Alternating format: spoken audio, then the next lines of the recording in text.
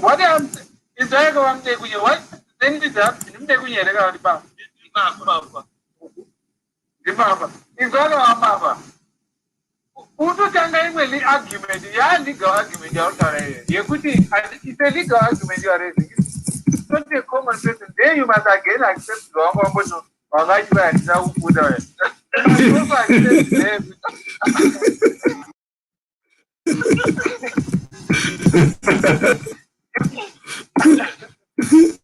You must accept it. Wow, Father can yeah, no prayer for the court here. It's a very straightforward one. Does this judgment affect the MDC alliance exists as a political party? Chamisa appealed the IRR and the movement for democratic change in judgment. I think everyone has looked at the judgment. Movement for democratic change. Nelson Chamisa is spoken comment. This has much what the judgment was. Right. In this judgment, the Yagapuana Supreme Court. Who is this movement for democratic change? We are kind of Chamisa Supreme Court. And that's the issue. Right. What we are now hearing is that no, Chamisa went to the Supreme Court with another movement for democratic change, which is not MPC alliance. Here, Chamisa has not said that. It's being said by others.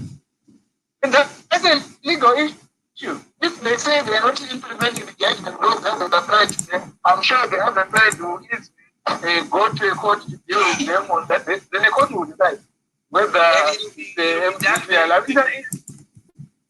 Yeah, it's another legal issue. Muninga mind of to court for Musta found a better court again. Very fast, they will decide. Very, very fast. It will be very clear within a short space of time whether that argument makes sense or not. Because at least there are two groups. The group will implement the judgment, Nana Coupe, Nana Monsora, Nana Commission. And then other group, which I understand is never going to be good. Manatanga food, this is they are right. I would Tangra power with them.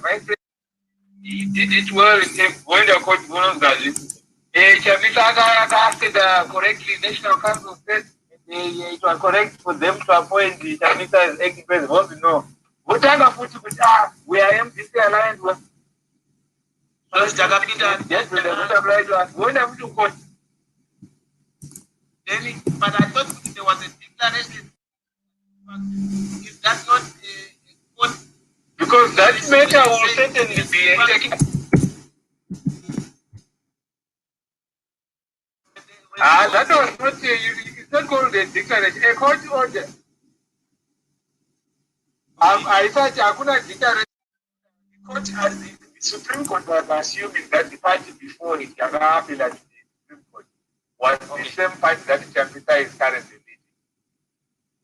Because this matter was argued in November last year, long after the Congress, the ANC, and so on. So that it will be used to the court to apply to us. And I'm sure the others say that the judgment applies to us. I decide.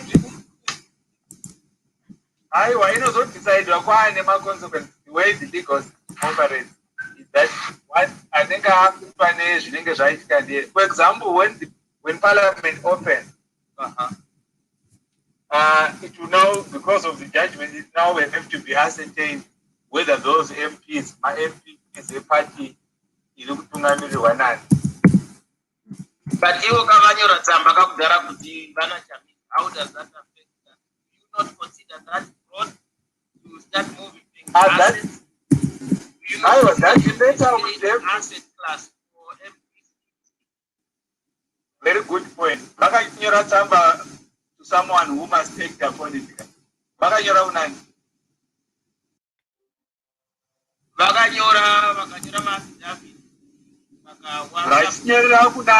You should just submit it to who?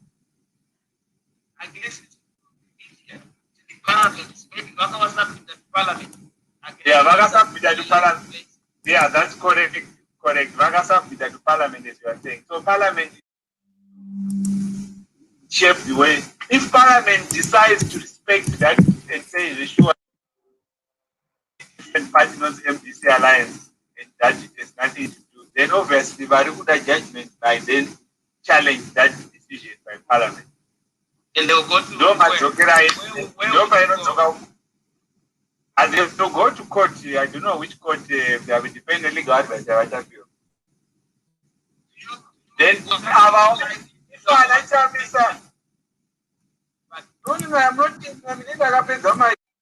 I'm not my instructions. Right. But I don't know. But what I was saying is more likely Parliament is headed by a ZANU-PF and he not need to be for his own protection and his own party ZANU. They would say, well, we have to set a president of party ownership here. We can't have because this thing can happen to ZANU-PF. And you have to think to see my ZANU that command out that I have an issue. So what are you saying? You are saying the speaker will then agree with I think the speaker is obligated to agree with the court because the speaker and the parliament they are there for respecting the laws. And now you have the highest court of the country that you instructed the high court and it interpret the laws and that's fine. So whether should be I don't think it can go against that. All right. So if we were assuming that the speaker agrees with it, means the ones who are against challenge the speaker. Right. And then they will probably go and say, yes, this is the kind of my election. No, exactly. No, decide when you are we are together. I'm sure we understand what I meant about and I think we are. I'm saying issue is a legal issue. It will again be decided by a court. Depending on the rights of our people. Supreme Court, the Supreme Court will not come back to deal with anything, and no one talks to court under these circumstances. Then those who are working, issues will start becoming, and if there was also an issue who occupies assets or takes over assets or occupies the building, whatever, all the is where these arguments will be raised, and then again a court will resolve. So you will see right. What? If we take for instance the scenario you have painted, the scenario when the speaker says, my MPs, I Assyriana, Pitnana, Professor Noe, the MPC, you know, Tungamirvana, President Washkana, Brother, it was for it before the Congress is done to be led by a Tokozaki president. Right. Then if they agree with that, those who are unethical, including my area, another people, MDC, they all have to take the speaker to court. Unless they all agree to side with Chamisa and what I've asked to Chamisa, even though the court has said, hey, you belong in this. But they won't be Parliament. They will claim it that because they love Chamisa so much and they will follow okay. But there will be no legal issue there. There will be no legal issue because once they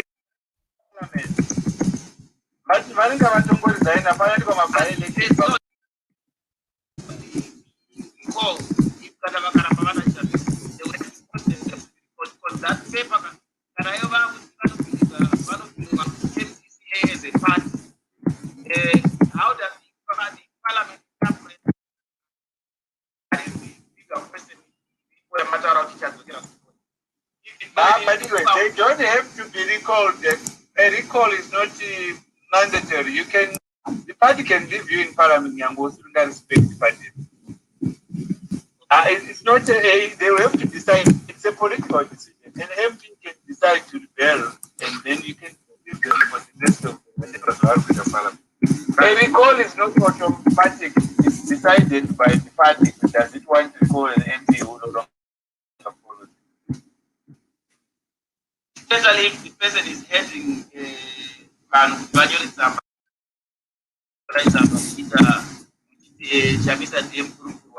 which is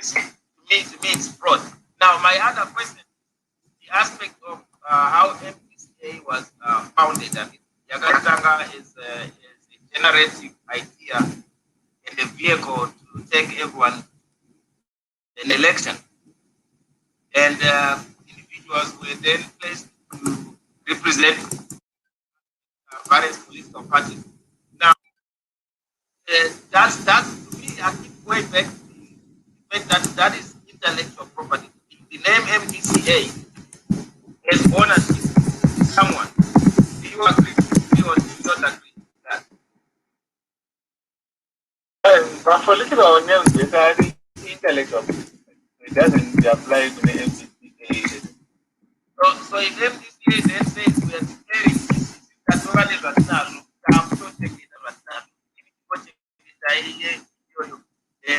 that's basically what they are saying. That is where I've always said that constitutes them. That's just me thinking. If I had a company, the Econet, government, all these other aspects, I can't let one of my individuals or later manager or the company. That's my logical thinking. Okay, but those are decisions to be made by the people involved. The person can have someone can rob you and you don't do it. But it's up to be. Those are political decisions. You are very on name, you would allow that name to be used.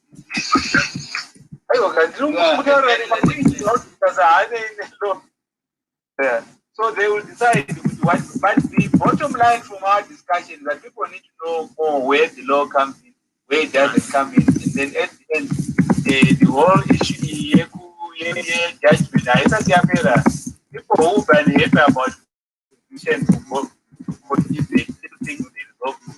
But there's nothing to stop all these leaders coming together and saying, look, we are agreeing to disagree. How do we resolve it? That way fair. That is done in many of the right.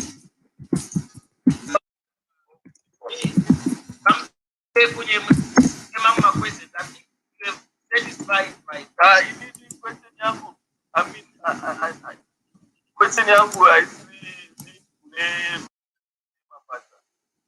question yangu we reading investment ya kujika. Let us say that's like the investment. Okay, funny. I was interested in so judgment. Yes. Law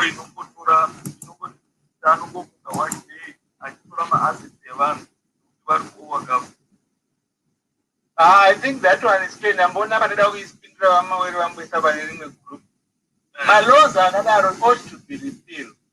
Yes. And then, because we attract investment, among other things, I think also the environment in which people come and do my investment. That environment means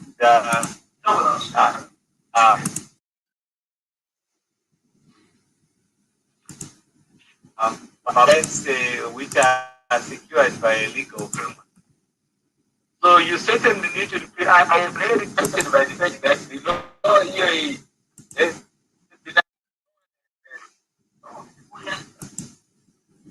hello? Hello, yes. That? Hello? Hello?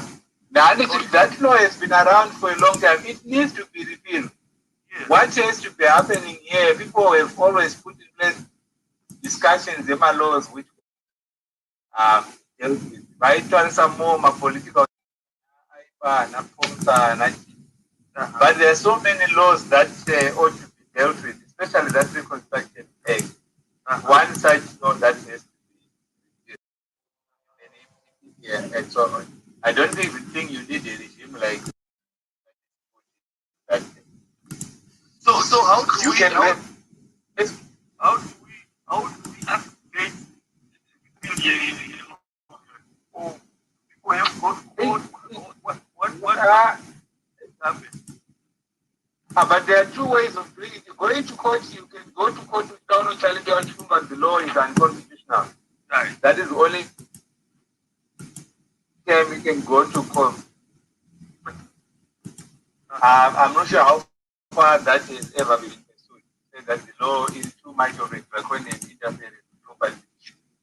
No, yeah, we did go to court, Ramdegunye. But the other way is political rule with the other. The other route, in fact, we asked the same question to another political actor, Ramaduku. If you were a president, would a law of this nature exist and operate under your watch?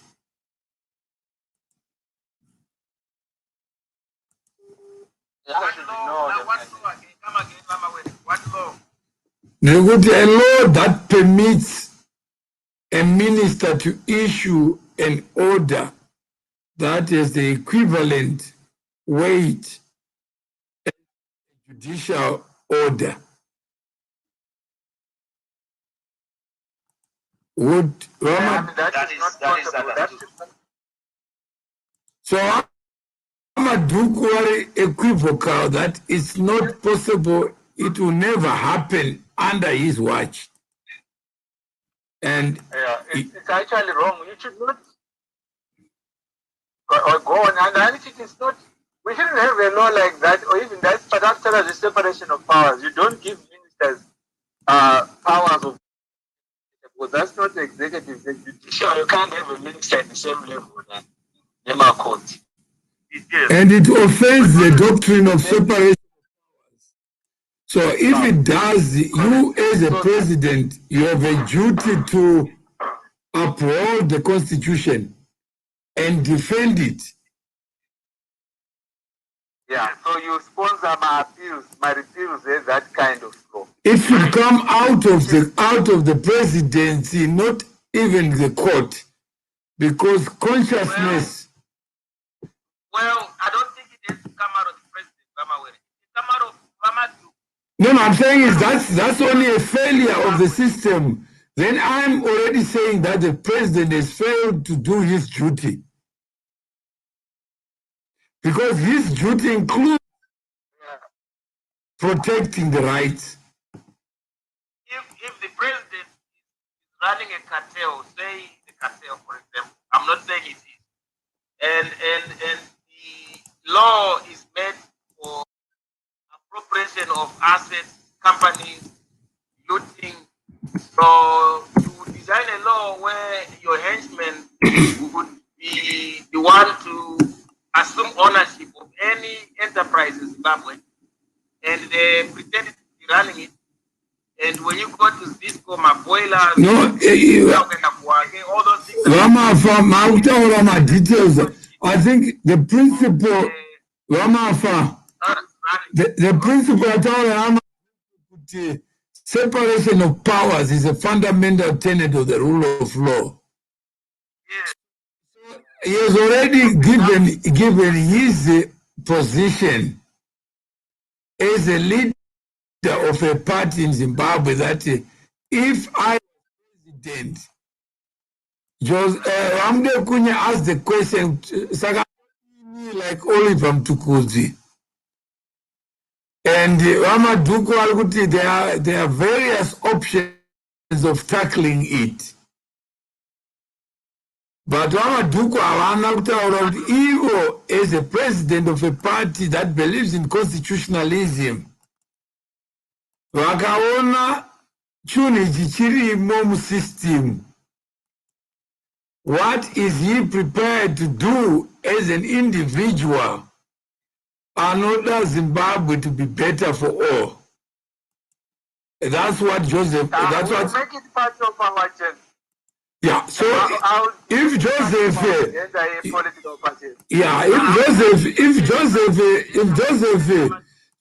if you ask the Ramaduku, like EFF, DA, South Africa, UDA, Visa President Zuma, no going to court. So you must know parties is Jagaita Mongorome are going to court. Washino challenge. Okay, how have you not gone to understand the company and appropriate that? I can't go about it, but please don't. So a company, and I was wondering, do people have such power?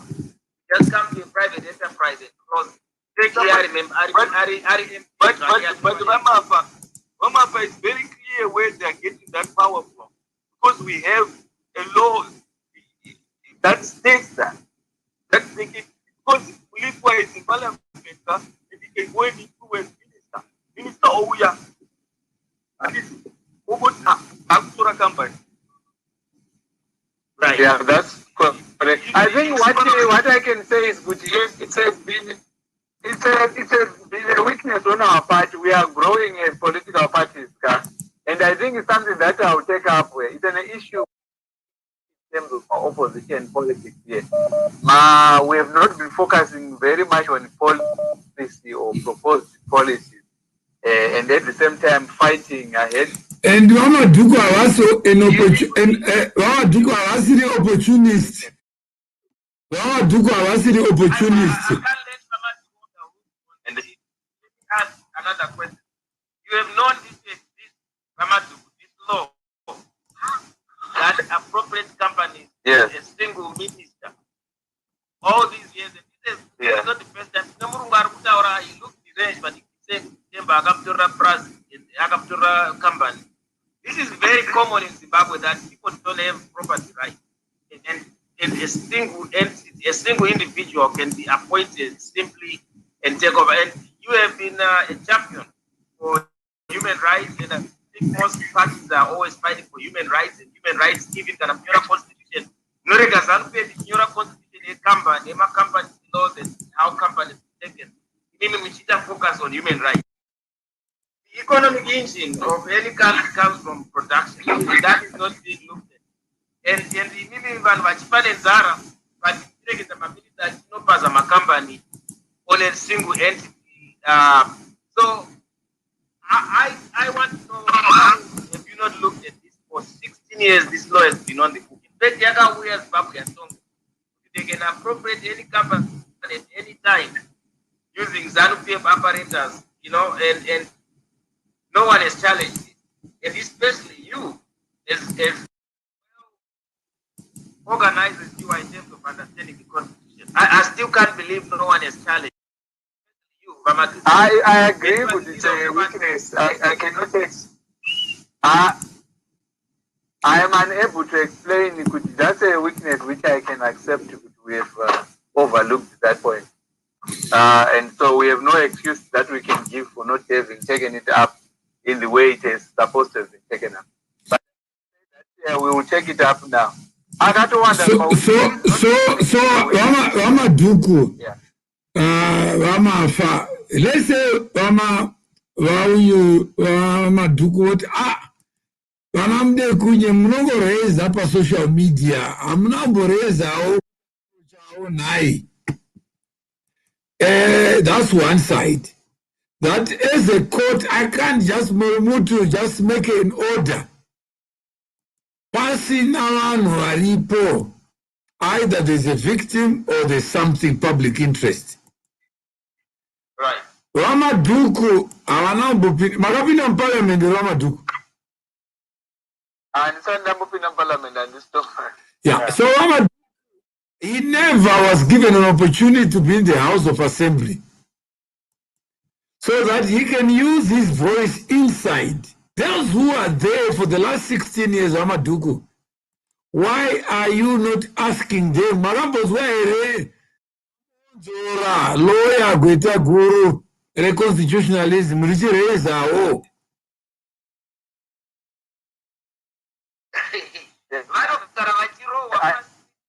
think those are points which, like I've said, I think you have a point we have not done. I think in pointing this out is here with the weakness. Wamaduku admita weakness. Yeah.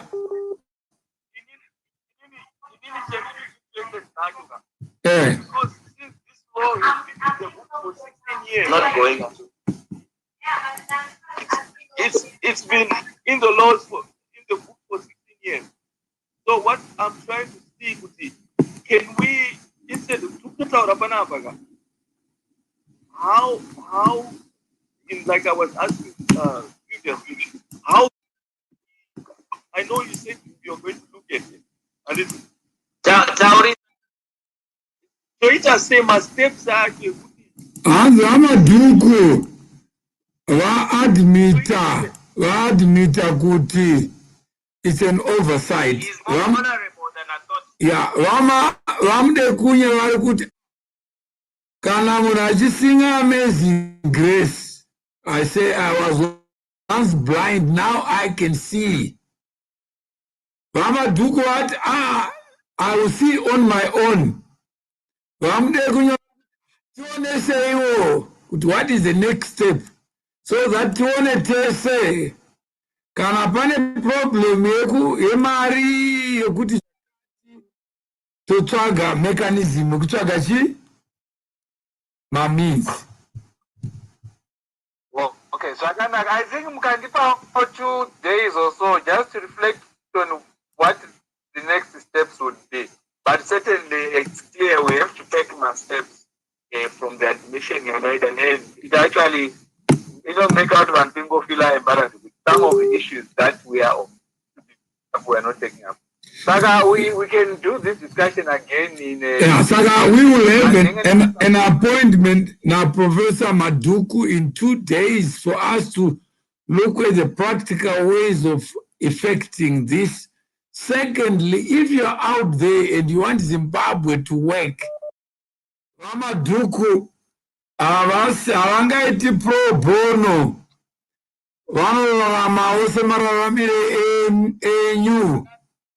and a court application requires funding. And Maduku, yeah.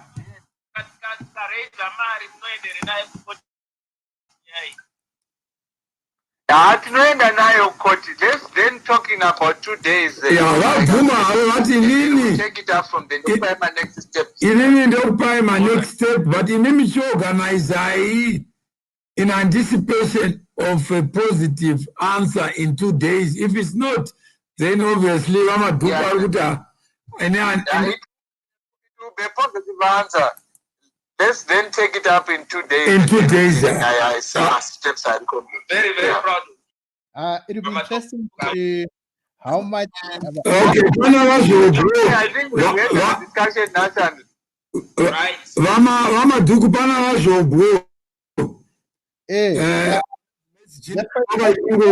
one question. Okay. What is the target? Yeah, well, that's about phone, but you can ask here. I'm saying, what is the target in terms of funding? Which are I'm going to figure, and if we can run around, then we can raise the money. I'll know in 2 days, like I've said. I'll know in 2 days. Let's see. I have in mind to revisit a challenge, court challenge to that act again. Okay. Yeah, in fact, I think to make it easier, we are just challenging the separation of powers only, not the whole act, so that we don't have to go into whether a court can be subordinate to the executive.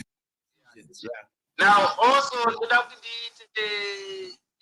one comment saying and I'm abusing that child and I'm unable to take care of that child. The state has a power to take that child and give it to an individual who can look after that child safely and for good nutrition and medication. I just wanted to throw that in also so we can understand why. No, but this is not a legal clinic. Let's release Amaduku. Yeah, Saga. Otherwise, next time, thank you. All right. All right. Okay, thanks. Okay, bye-bye. Hello. Yes, hey, how are you? Hey, Razo. Hey, how are you? Afternoon, say. Afternoon. Yes, all right. Sorry, we had to postpone the discussion on the Chinese. No, it was quite. What was your take? It was an interesting conversation. I mean, even the fact that Professor Maduku actually admitted to such an oversight, because it's a big issue. Investment into the country when Okay, now so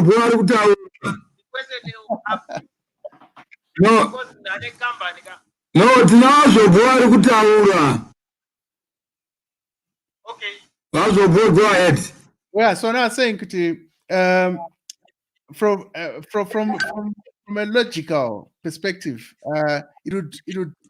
it seems obvious that people would realize that the problem when it comes to the separation of powers in Zim, but the fact that learned people like Professor Maduku actually overlooked and didn't even consider this particular problem is quite a surprise. But thank God he was very honorable and he admitted to his shortcomings and willing to actually. Okay,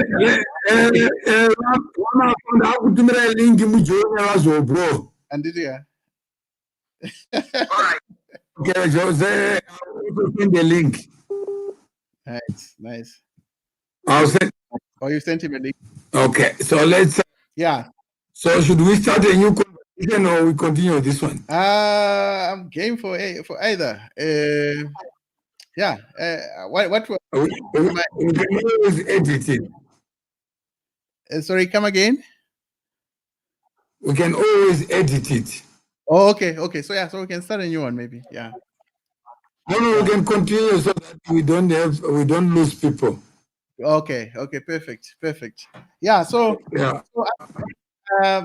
The respect for property is something that is fundamental. I mean, how do you go on investment drives? How do you go and try and attract investment when you don't have the instruments to actually, or the willingness to make sure that people's property is protected? Because it's not just about a coin. Aren't you starting another conversation? Sorry? Aren't you starting another conversation?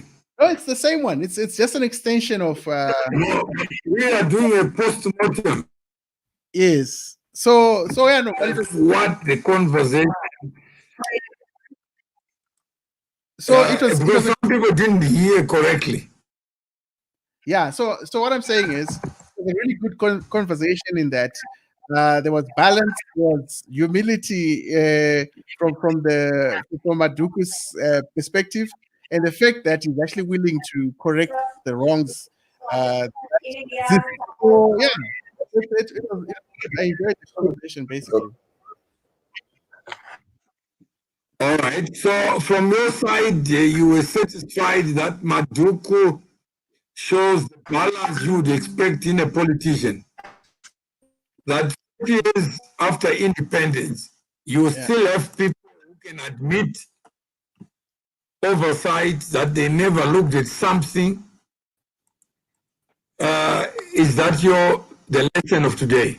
Yes, that's the biggest takeaway for me, to say he had the humility to accept that there was a problem.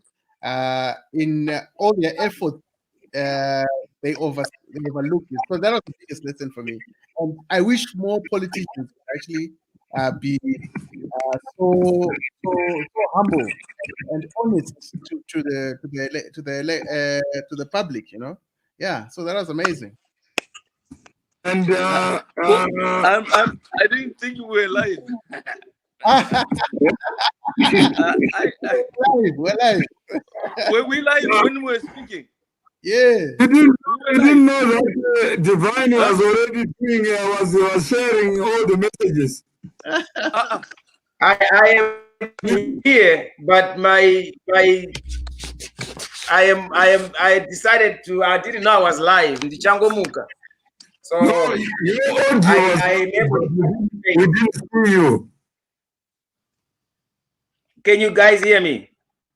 We can hear you, but we didn't see you. Thanks. Yeah, but That was your post-mortem, because you are the one who ambushed Professor Maduku. I think that he is a man who truly believes in the rule of law. In my book, he is honorable, but he is also focused on trivial things instead of focusing on the bigger aspects that generate wealth for the country. I think Zimbabweans were always crying Ndatikwa Gumbo, instead of looking at ways the wealth generated in this country.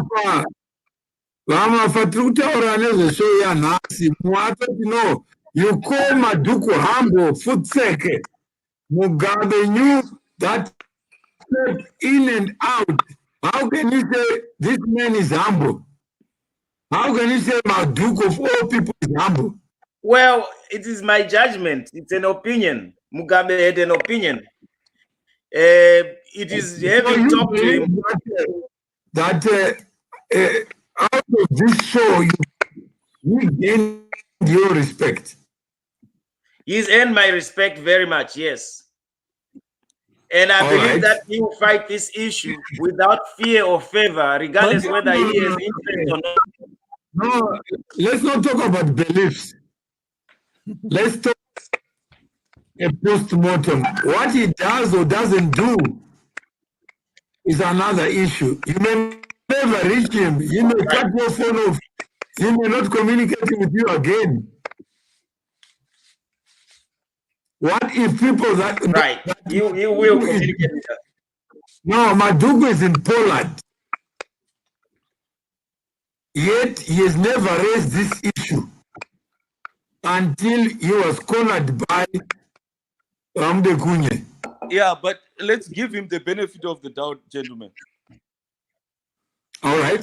So let's give him 2 days. He promised already that he's going to do something in 2 days. So we can't prejudge that.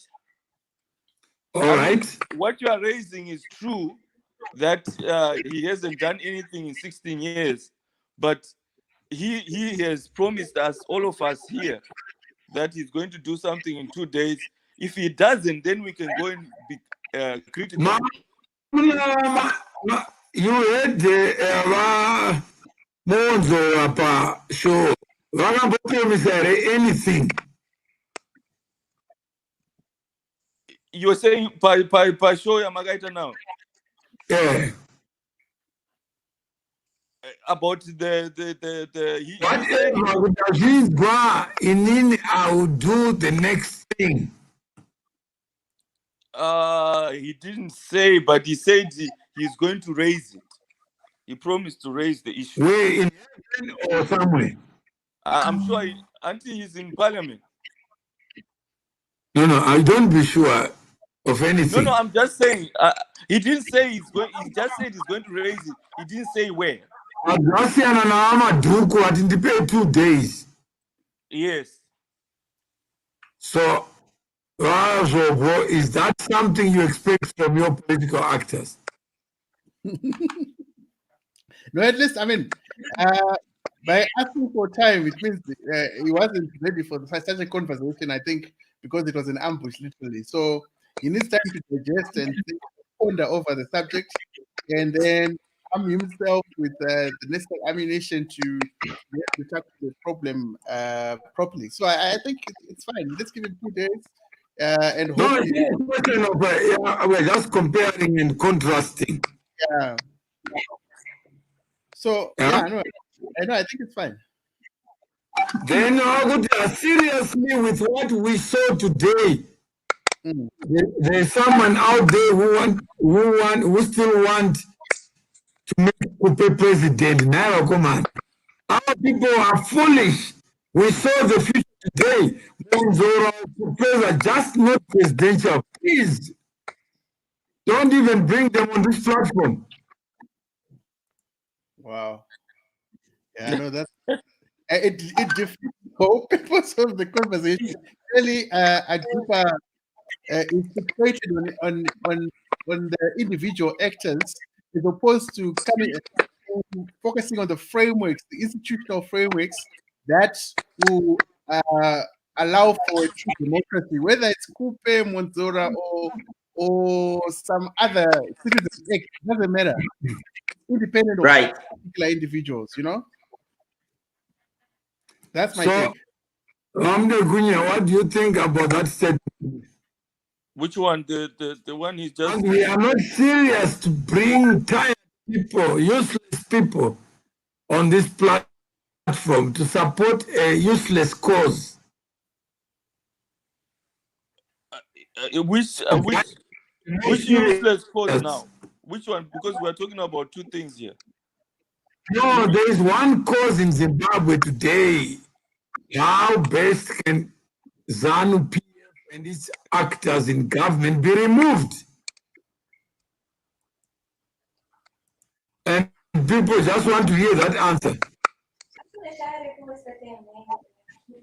Yeah, how best can we I'm trying to understand how best can we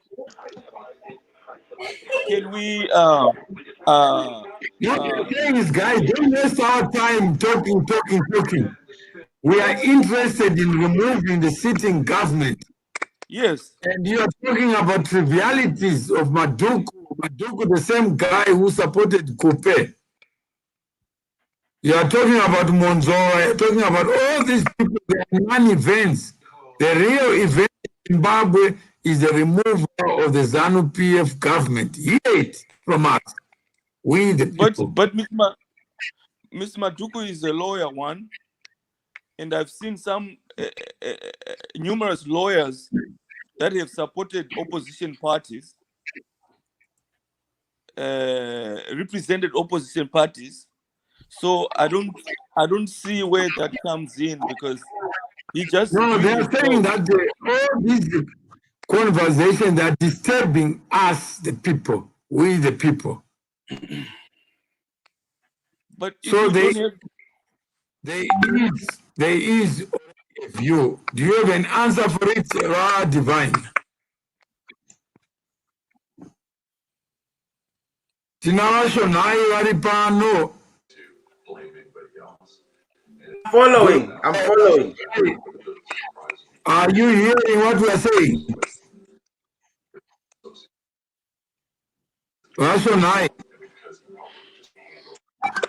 Hello, sir.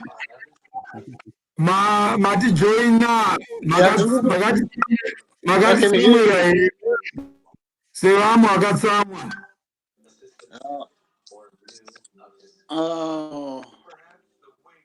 I'm trying to join the conversation, but maybe there's a problem. Okay, can you hear us? We can hear you.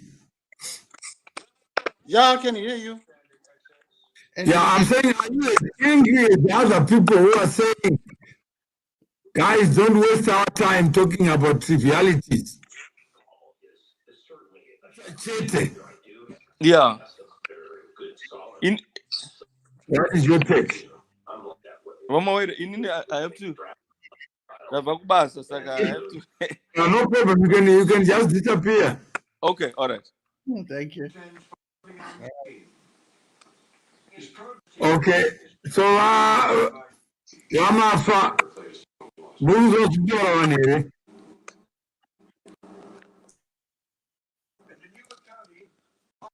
I wonder if maybe they are making a problem or whatever. Yeah, someone says, Murenga, that 2 million people are not a joke, Madonna. You know, he was there for a different reason. And I think that maybe we don't I'm have not sure what that 2 million people are not a joke. Yeah, it's a statistic. There's a problem. There's no relevance whatsoever. It could be 3 million next time or less. But here we're talking about the framework that allow for proper democracy to flourish. That's what we're talking about. So that's basis. And Ramafa, what is your take? I'm setting up my parameters. Mobile device from the laptop. Give me a minute. Okay.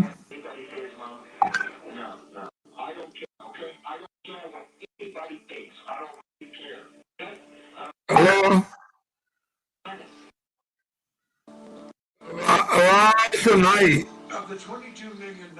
Yes, sir. Yeah, so do you have anything to say? Yeah, I was trying to follow, but I think I'm not too sure, but I'll try from where I understood. The question was about whether Maduku was genuine or is genuine in whatever he is doing. Am I right? That's right. Okay. Yeah, I want to put my 2 cents on that.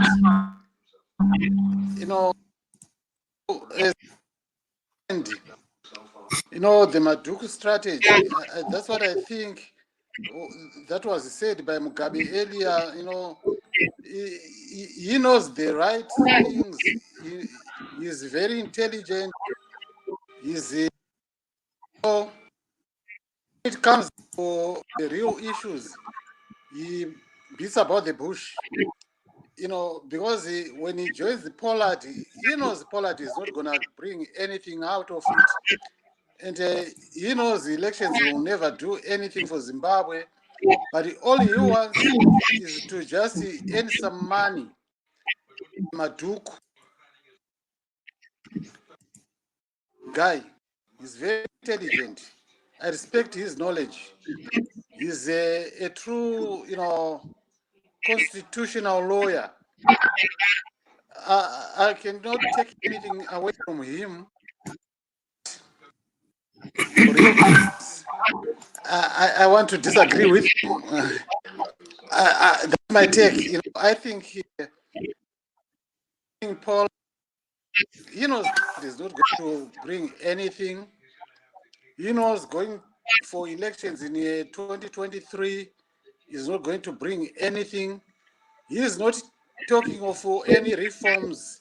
He's not trying to solve the reforms that will pave the way for credible elections. So I don't know if I should give him all the credit. That's my take for now. Let me hear. No, we're talking about we are talking about the conversation of today, and we are not trying to assess Maduku's personality and character. Well, that's why I said I didn't really understand where we are coming from, because I just joined. It's okay. I actually got worried when you kept on saying he knows this, he knows this. Are you sure he knows these things? We're assuming that he knows. So there is Agrippa who says he's only worried about his pocket. I'm not sure, Agrippa. We never talked about the pocket today. He talks a lot of that Maduku, he thinks we can't tell. Are you referring to the conversation of today or another conversation? Agrippa, let's try to. I have a problem with my. Yeah? Maybe it's my earphones or something. Because I can't really follow the conversation. Talking, or you are talking of other things. I'm on my own. Yeah.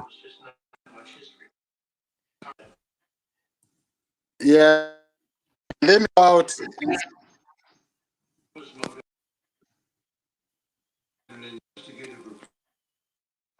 Hello, can we hear you?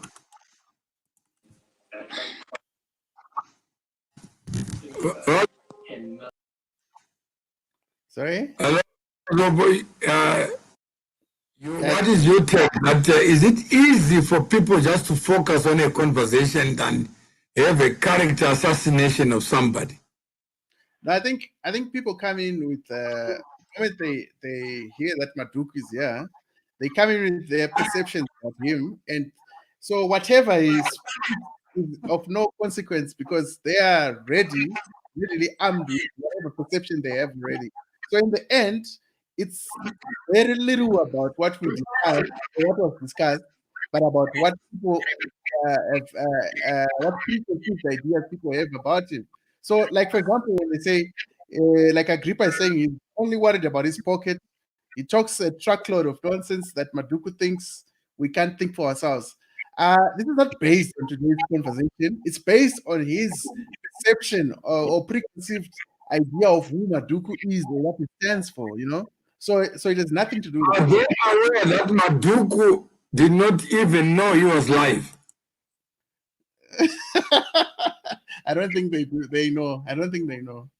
Yeah? And then ndopa ndinakidza ipapo nokuti we have him on record. No, I'm just saying that people are attacking him as if he invited himself. No, but he has told us what is deep within his heart. With a different show altogether. He's a constitutional man, but he needed. No, I'm just saying there are many people who are watching now who think Maduku came to the show because he wants to fight Chamisa or whoever they think. Maduku was reluctant to come on any live broadcast. But most of the people who are attacking him, they don't even know that. Yeah. But if we start telling stories, then people would know that the agendas that we give people may not be found. Yeah, I just want to comment on Murenga Moyo's statement, actually. So it says that it's important to access Maduku before we make judgment on him. He's in Pollard, and he and other Pollard members claim to join to make Zimbabwe better. And why did he not raise power separation only to come online and talk about 2 days? Come on, we're old and wise. Well, and I can explain to you why. Yes. Most people in Zimbabwe, when they don't, to me, I've never grown up thinking somebody owns a company in even 5,000. It's beyond anyone's imagination. Munanoita owns Zisco Steel, the entire apparatus, and you have guys like Mr. Mawere having achieved that significance. It's beyond the imagination of myself, Vanangonzora, Vanamaduku. We've never thought. Zimbabwe. Right. Ngatingotaura inini kuti imimi mune superstition here. Kana muchiti makampani mahombe apa issue iripo ndeyekuti Maduku wauya sei. Who gave him the platform? Because people are saying Maduku should be denied the platform. Maduku should go to the bedroom of Coupe. Yeah. Right. So I was trying to just give an explanation of why it's beyond people's imagination. He came and says he's never looked at that issue. And I'm an expert in understanding human behavior. Okay. And I can No, we are not yet talking about expertise. We are yet talking about the story of today. That guys, we are not having to have an argument about things that we are not in control. Today, this afternoon, what divide my far. Something else. Unknown to us, Maduku.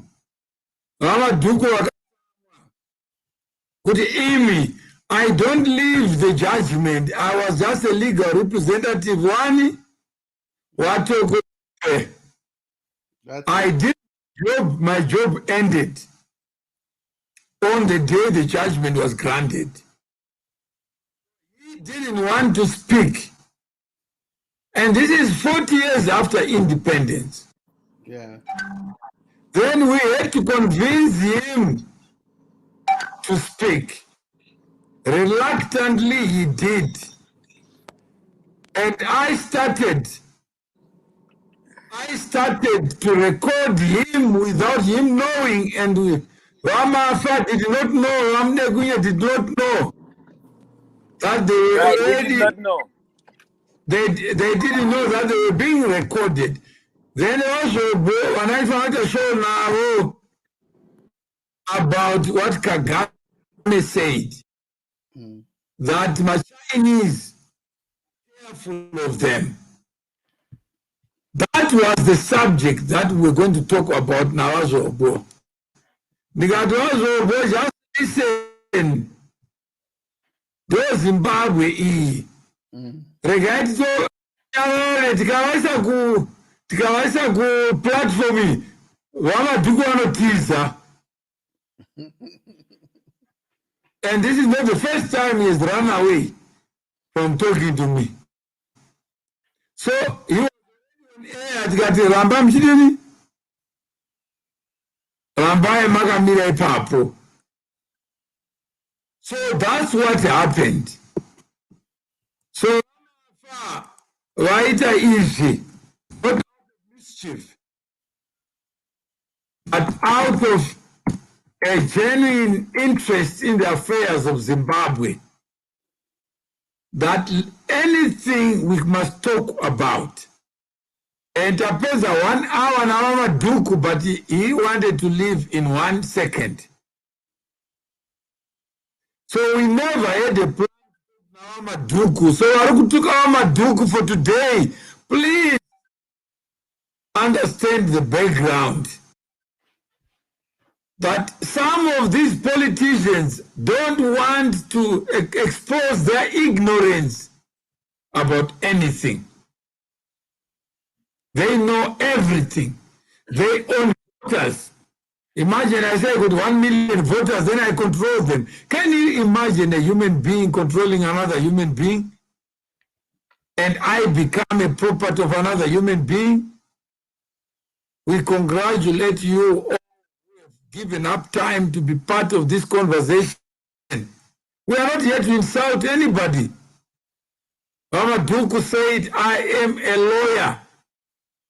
And I took an oath to do what I have to do.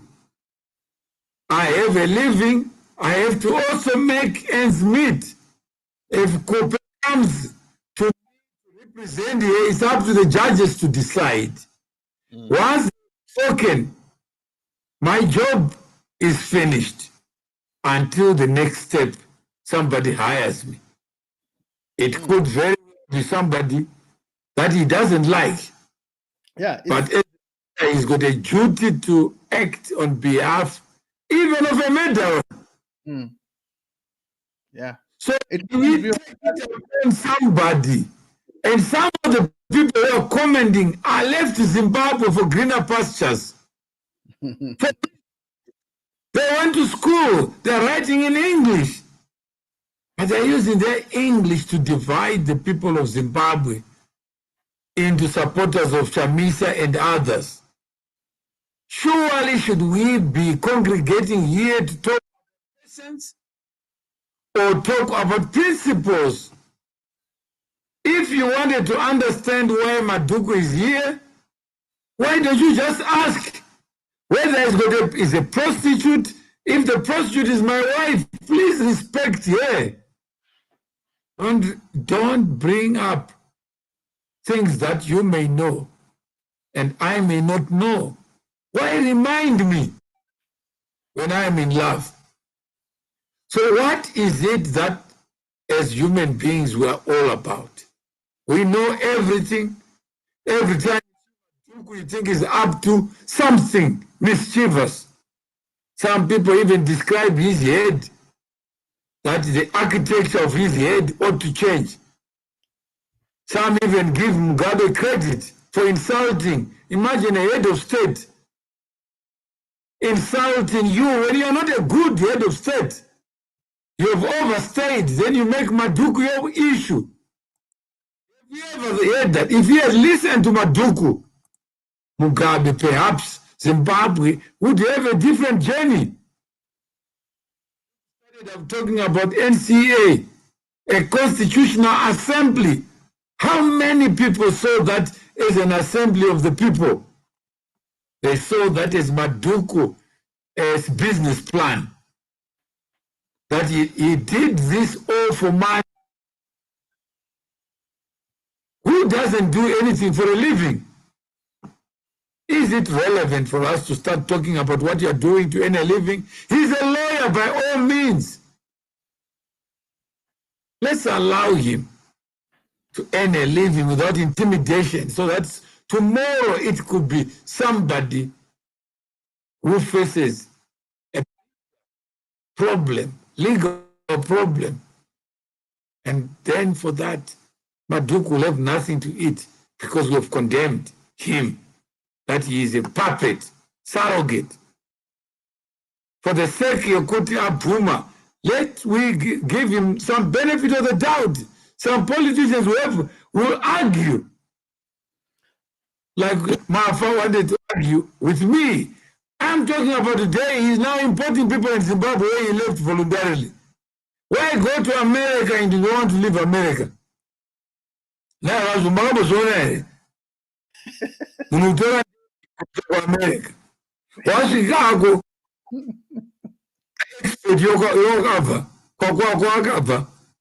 where you live? Yeah? What has Maduku done just to be on this platform? Cecil said, just joined. I hope you have joined for good. So that we together, we can take steps. Most of them are jealous on the vibrant Chamisa. Why would someone acting as a lawyer be accused of being jealousy? Would you rather somebody else other than Maduku would have acted? Guys, let us be serious. Let us not diminish others so that we highlight others. Let us be citizens. We enter into life as equals. There is nobody who is more equal, who is holier than thou, who should be holier than thou. Maduku is just an enabler of the regime. Can we say, Razobo, now MPs are in parliament, are they in? No, I think, like I said, we never look at things as we discuss them. Like, for example, most of the comments that are coming through are divorced totally from the discussion that we had with Maduku. So we can't say the MP is an enabler. An MP is representing their constituency, regardless of which party they used as a vehicle to get into parliament. So Maduku is a lawyer by profession, and he has the right to represent anyone who seeks legal counsel. I'll give an example. Dalimpo, the EFF guy, he sometimes represents people that are against the EFF. It doesn't mean that because he's a supporter of EFF, he cannot represent someone who's suing EFF. Because he's a lawyer by profession and he's just doing his job. That's a transactional service. So he's just raking in the transactions, and it's not necessarily about whether he's a supporter of Coupe or not. We have to divorce his convictions, his beliefs and whatever, and his job. His job as a lawyer, he trained for that and is allowed to represent anyone and everyone who comes to him to seek legal counsel. That's the point that I just wanted to put through. So thank you very much. There are a number of comments that have been said. True, let's talk about Zimbabwe, not about parties. That's a good start. Someone says, I left at 19 for Europe. Yes, you turned your back on us at 19. And Maduku is helping destroy our lives and aspirations. Tell me how Maduku, being a lawyer, Coupe, destroys your life in Europe. Who is your mayor?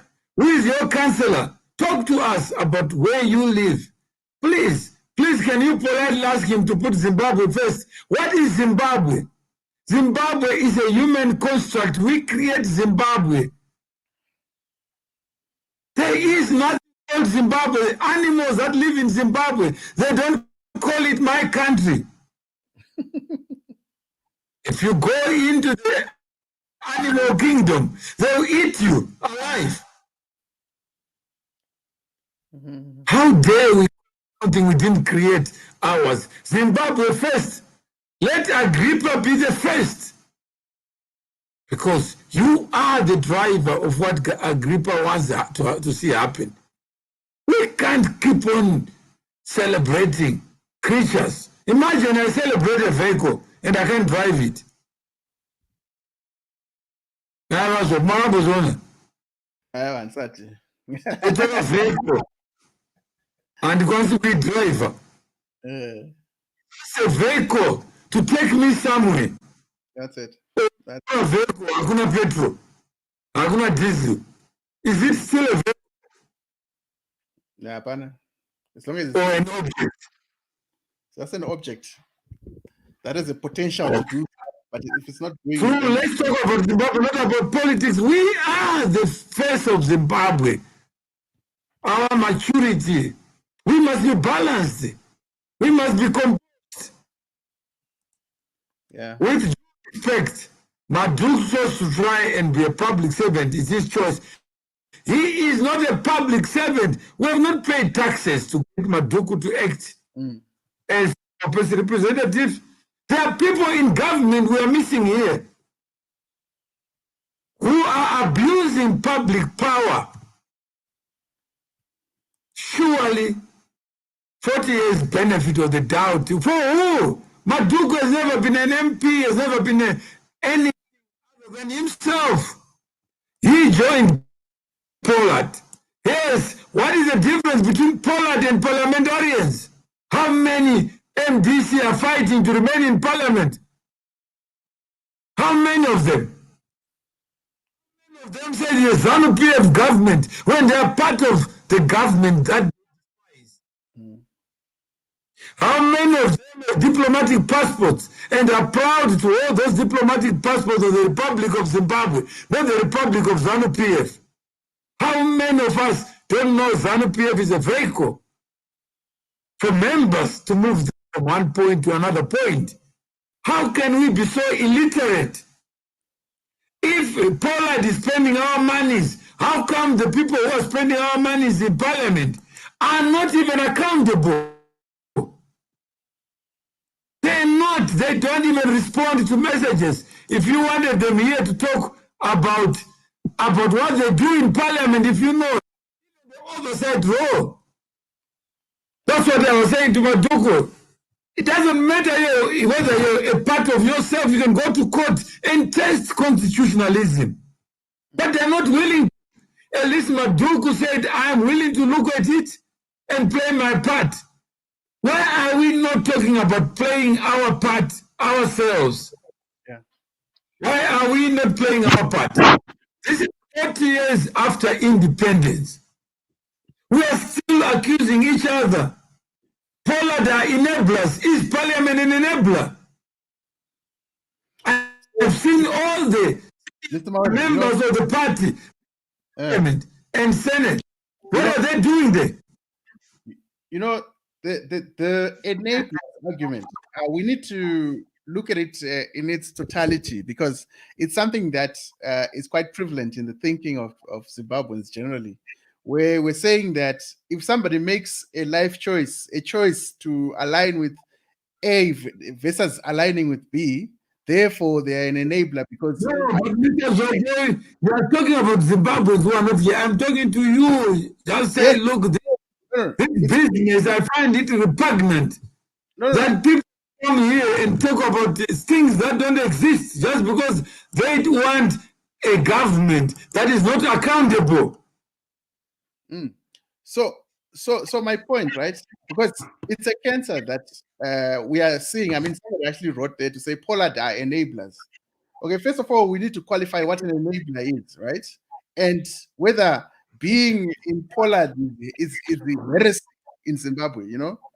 Is it something that, are you sure that by being in Pollard is the worst thing that can ever happen, that you are thrown to the dogs because you are part of Pollard, right? And whatever you do in any other capacity, like Duku is acting as a lawyer, then it's null and void just because they are in Pollard, you know. So we need to understand, to say, what does he mean by enablers, and is it a capital crime that he's... What does independence mean? 40 years later, also, that I'm sovereign. Yeah. And I have the right to be wrong. I don't have the right to be correct. Yeah. And I to be the last person defending your right to be.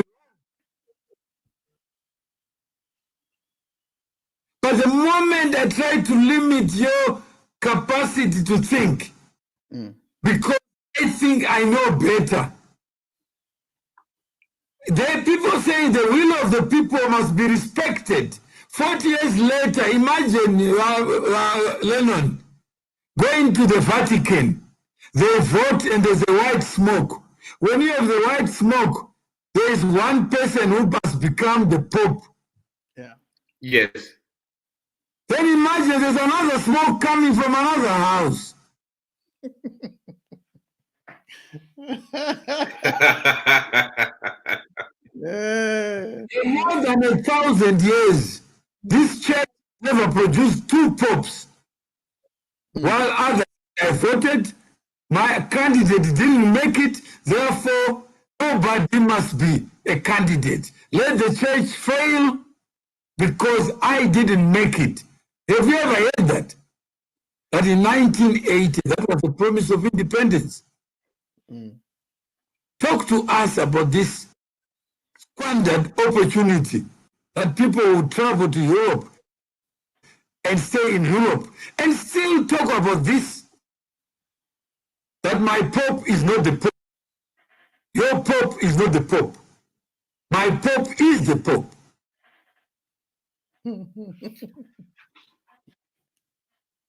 Well, I think, Mr. Mawere, thank you. Yeah, go ahead. You can talk to it. Yeah.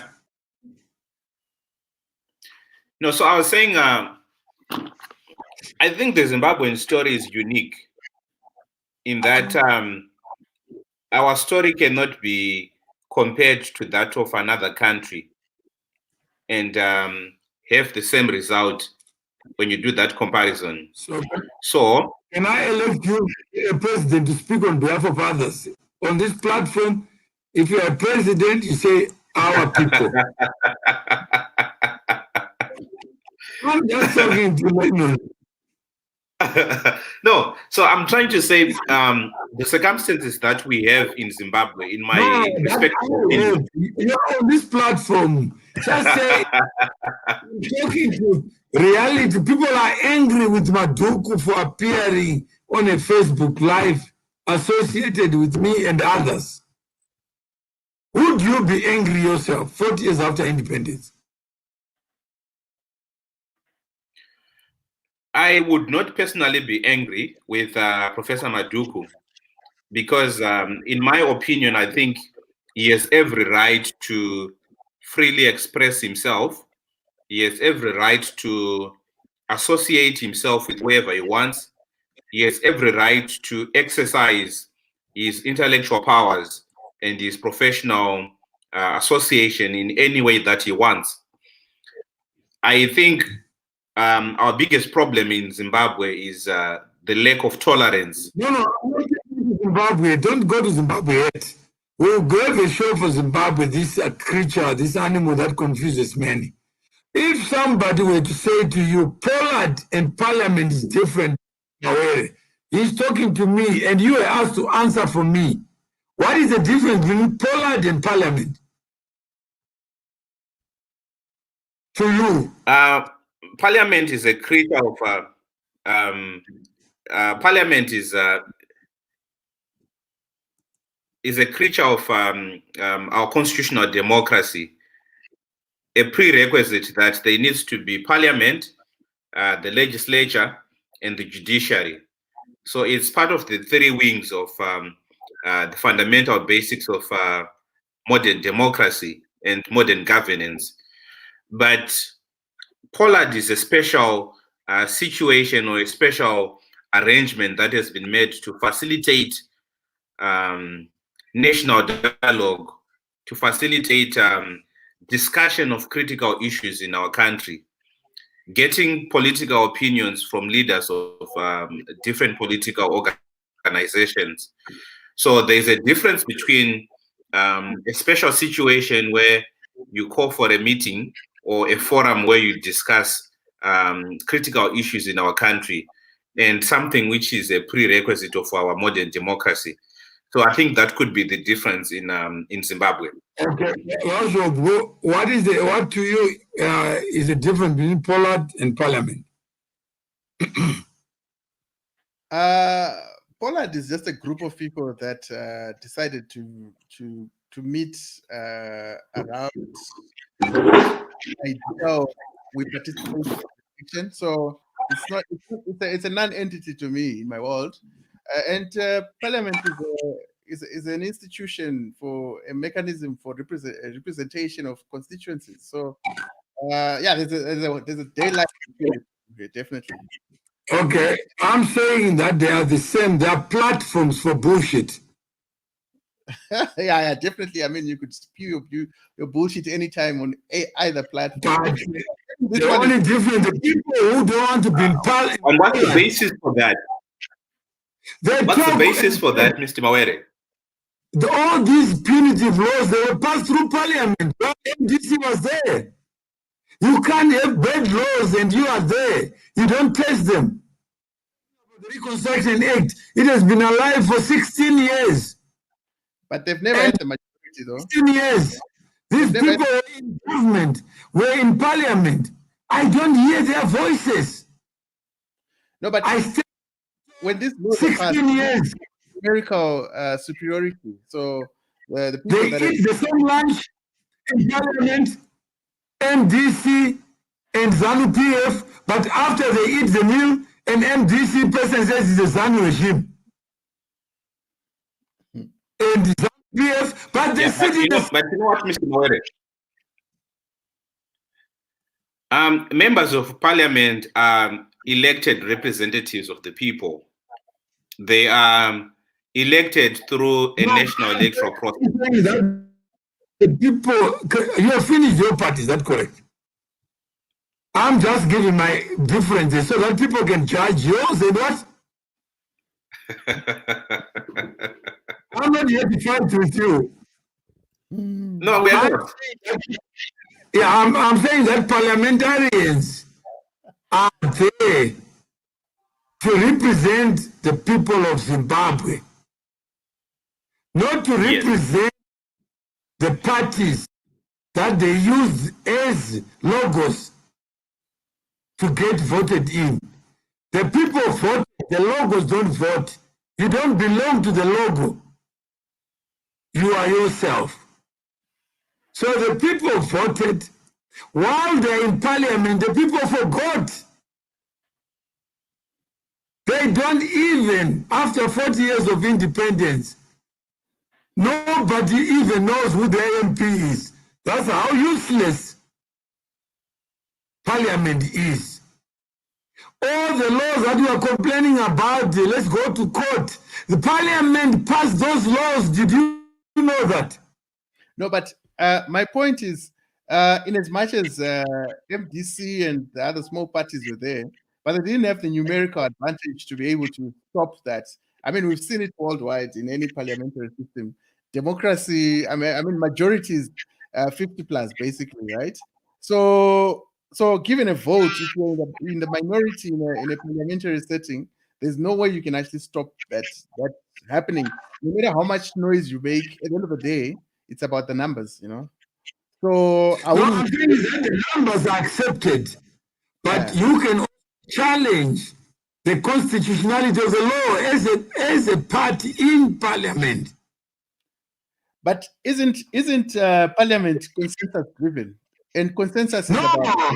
that's why most laws are declared unconstitutional by the court.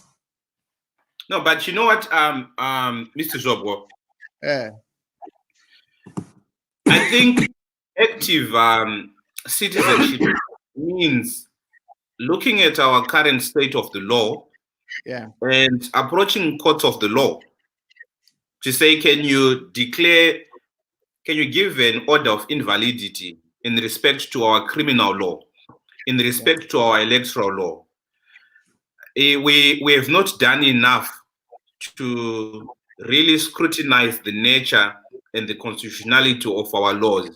We are only going to be making noise a few months before our elections.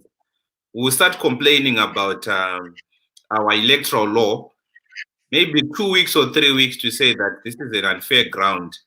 I'm trying to say this is the time right now. This is the time right now to scrutinize our laws, make an application to the court.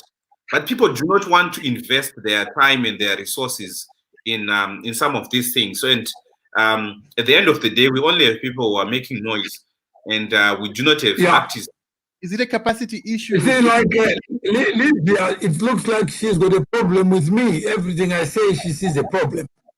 MDC is not majority, so chill. So immature. And please grow up. She thinks I'm an infant. I was born yesterday. And then whose fault is it? We have restrictions to information. Mawere, you stupid. You idiot. Why are you giving your MP represent people? You are an idiot. No, Lydia is a troll. I should call into this show. Yes, come to the show and tell me my that I'm an idiot. I was born yesterday. I'm an infant. After 40 years of independence, we expect ourselves to be at this juncture where we call each other names. Yes. Just for you to speak. Agrippa, I support Lydia. This far. We have traveled so far.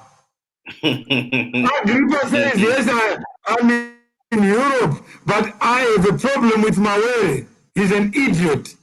Let's come into the show, Lydia. Let's go. Come, let's talk. Let's hear their opinions. What they have to say. Don't put words in my mouth. Put them to yourself. What are you saying? So you know what, tell me what to say. No.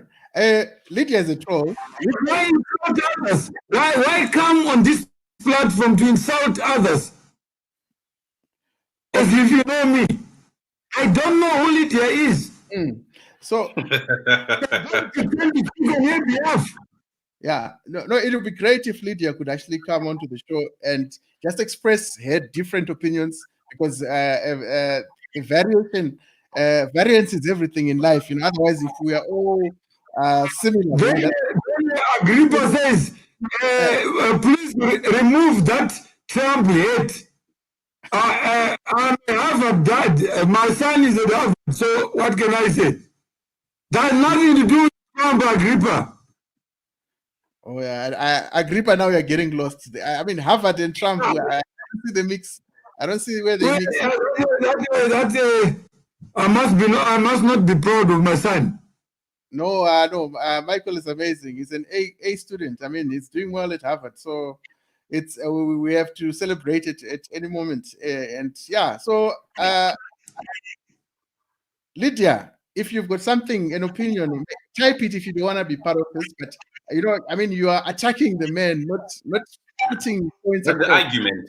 Yeah. This is not the first time that she has done this. We don't even know. She sees something. Maybe Lydia is a nom de plume. Maybe it's some loser somewhere. And until Lydia shows up and we see who she is. But gentlemen, we can't engage. Gentlemen, I think we need to realize that it's not everybody who has the emotional capacity to debate, state your point, and leave it there when you have stated your point. The capacity to have a discussion and debate is not given to everyone.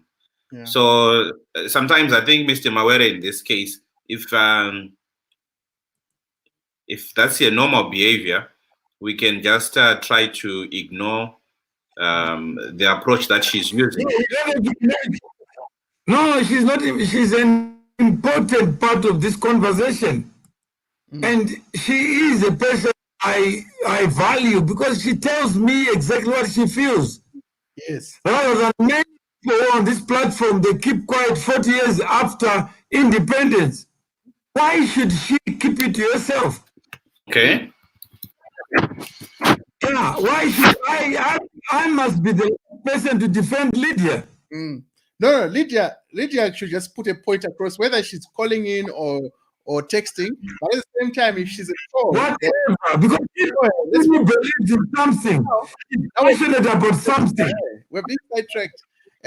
She should, if she doesn't have a point, then let's move on with our, and try and get value out of it. I'm saying there's no greater point than answering to Lydia because she is concerned about the future of Zimbabwe. Is she? We don't even know who she is. Maybe an enabler. It's a man sitting somewhere. It's not even a she. I'd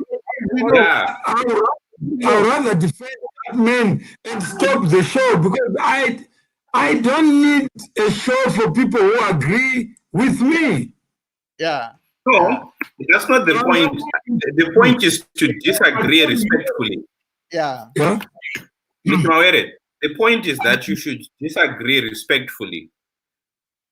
Always be respectful. There are people who feel by being angry with me, Zimbabwe will be better. Yeah, no, that doesn't help. I'm not sure if it may not help. Do you see Zvana Ismanda? I'm not sure if she's saying, or he's saying we're all clowns now. I'm not sure if he could be the clowns. Yeah. So let's hear them than us talking details and pleasing each other. This is 40 years of independence. That's how far we are. Yeah. And a person leaves Zimbabwe to go to Australia and arrives in Australia but never left Zimbabwe in his mind. It is our DNA in Zimbabwe that we are intolerant to different laws.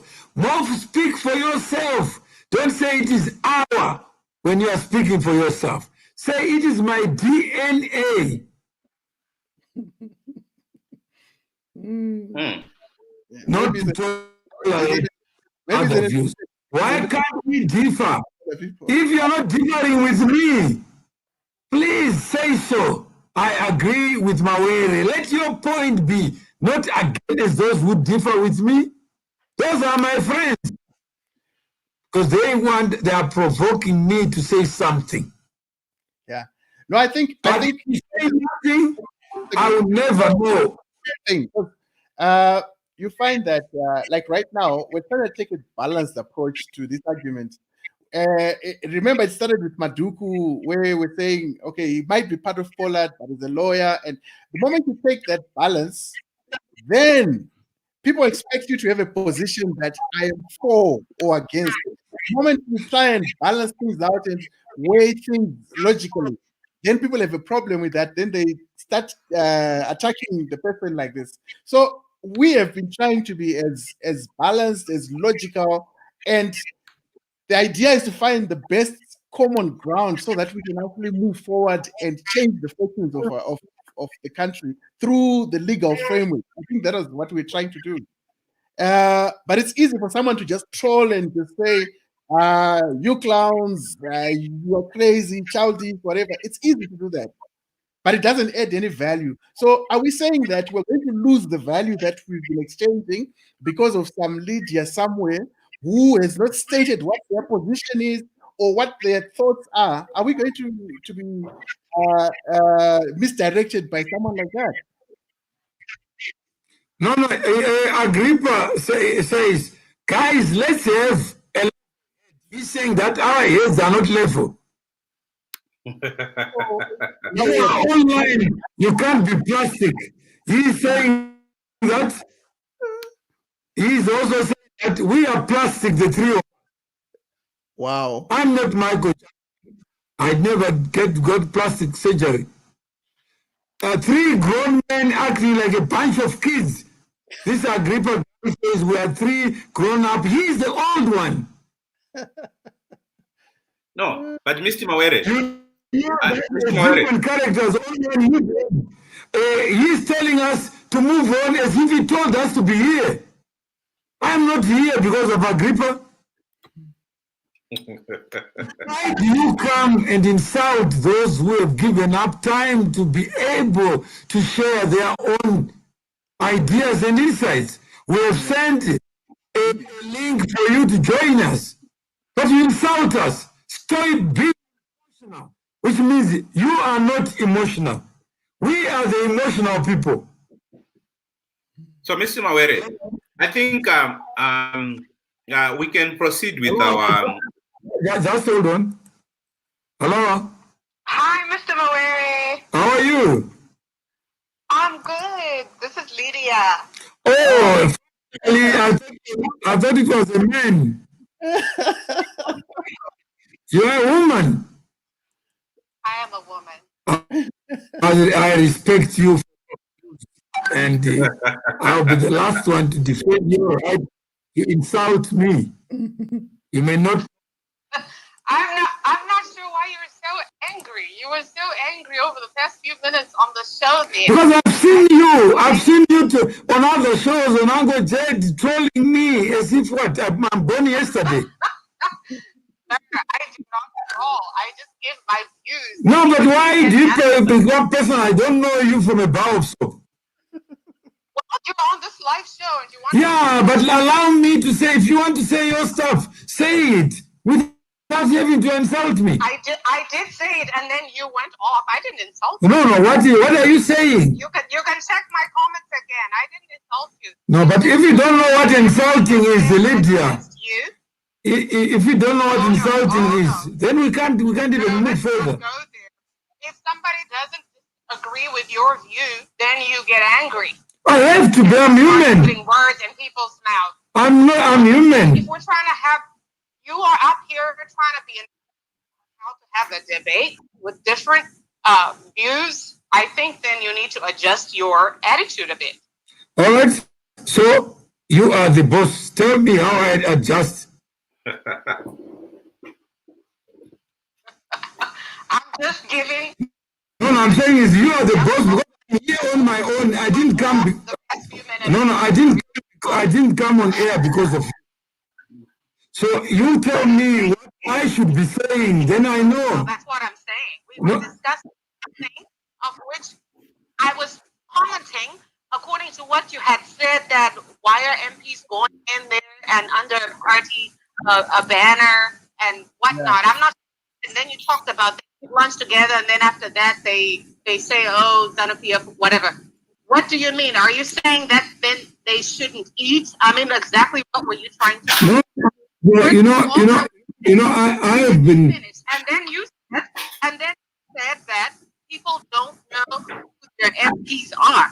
Do you realize that of a democracy is information, people being educated? That's what makes a democracy. That's what helps them be an engaged citizen. And you know very well that this ZANU-PF government has intentionally deprived the masses of that information, that access to information, that of what it is to vote for someone, what it is that your representative is supposed to do. So how would they know when they don't even have access to all these? A lot of people can't see this show that we're having right now because they don't have internet, because that's made it expensive, because number one, there's only one TV station in the country, and we're celebrating 40 years. I mean, you don't see anything wrong with that. How can you possibly blame the people? No. Can I tell you something? If you wanted to ask me what is your experience with MPs in Zimbabwe, I can give you my. Then you'll be able to make your judgment and check what I am saying is ill-founded, there's no basis. if we want to convert this into a platform where you can compare yours. I've interacted with MDC, I've interacted with ZANU-PF MPs, I can talk about people in the parliament, and I tell you my own experiences. And I can then give you the evidence of it. Then you can then be able to make your judgment. But to judge somebody, you have your own experiences, and I have my own. And the time we respect each other, that will be a good day for democracy because we're talking about facts. Mr. Mawere, I think you're missing the point. I don't doubt that. Nobody here is actually saying that people know everything. They don't, and there's a reason. This is why we're advocating for the reforms, right? Part of those reforms include reforming the way information is passed, education, and all these very critical things to democracy. If those components are missing, forget about democracy. That's not a democracy. No, I'm just saying is that for me, I'm sharing. I have different experiences from you. And if I have different experiences from you, the only thing you can do is, Mr. Mawere, why do you say that MPs are useless? Why do you say that ministers are useless? Just even today, there was a group created called Rule of Law. And Minister Ziyambi was in that group. I shared my own experience with him in the group. And he has since left the group. Some people don't want to be accountable. You phone him every time he's busy. He's a minister, not an MP. He's paid by public to do his job. But he doesn't want to talk to anyone. And this is a minister. He's not a ZANU-PF or whatever. He's the person I can name that Ziyambi. I can show you text messages, never respond, never calls back. Doesn't even care. But he is a minister of government. I keep quiet about that. Then I ask Monzora, why is it that you are so energetic on the MDC judgment, not on the ZANU-PF, on how Munanga... And up to now, I didn't understand what you are saying. Why are you silent? If you represent constitutionalism, why are you selective? Huh? These guys avoid to come on air because they are not used to be asked questions. The other one was calling me, you think I'm a kid? You want me to say yes or no? I said, yes, you must say yes or no.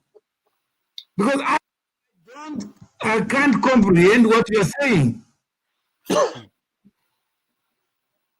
It's wishy-washy. So yeah, it absolutely is. And that's part of the problem, why these things have been perpetuated, up until now, 40 years, because a lot of people, unfortunately, in our society, our country, don't know what they're supposed to do. People are not fully aware of their...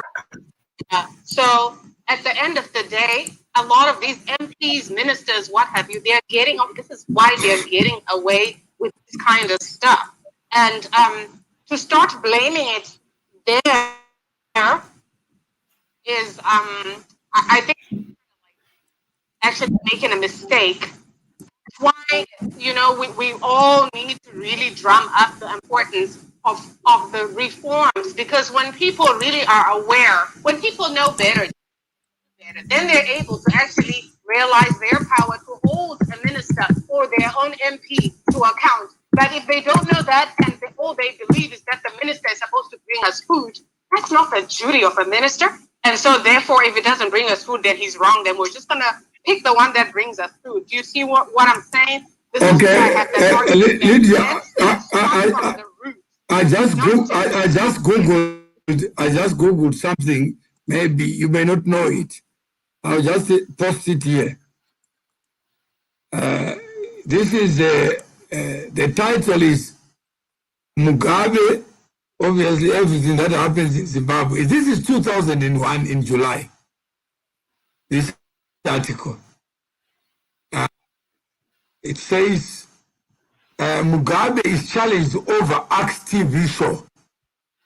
You know who was challenging that?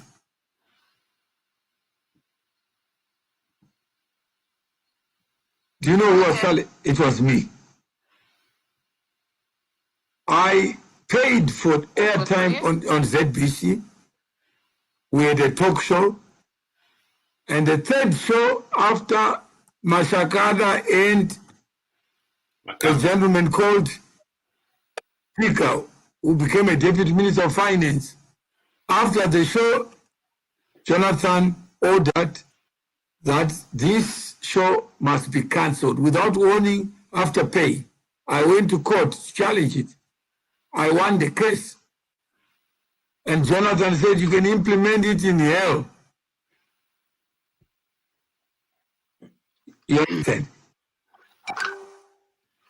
That was I totally understand. I'm not sure. Yeah. So I'm saying is that the fight for space, for freedom of speech has been there for longer than people may not know. Yet we are still not far from where we started. Some people think it started with the Second Republic, but this business, even of ministers accounting to president only, they don't care who the citizen is.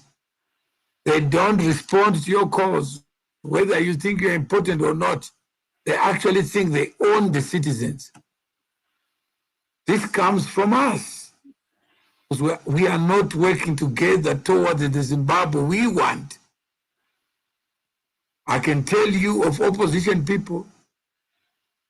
I can tell you even of the late Morgan Tsvangirai. In 2005, he called me and said, my young brother, why are you paying my MPs? Because in parliament they are asking questions, only my worst questions. I said, which questions are they? They are saying this law is draconian. This law is this.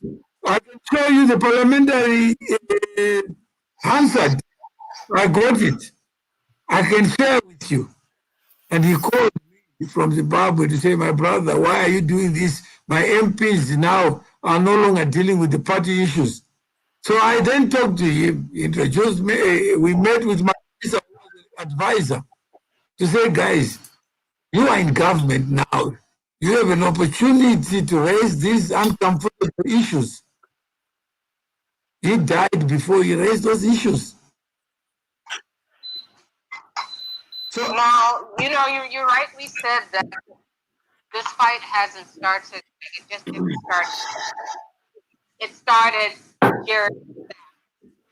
And although you choose to say that we haven't gotten far, I feel like we've gotten far because a lot more people now aware and alive to their rights. Although we still have quite a number who still need to be educated. And also then there's the intimidation factor there, that just kind of spills over into everything. I think we are somewhere. It doesn't discredit that even you have done.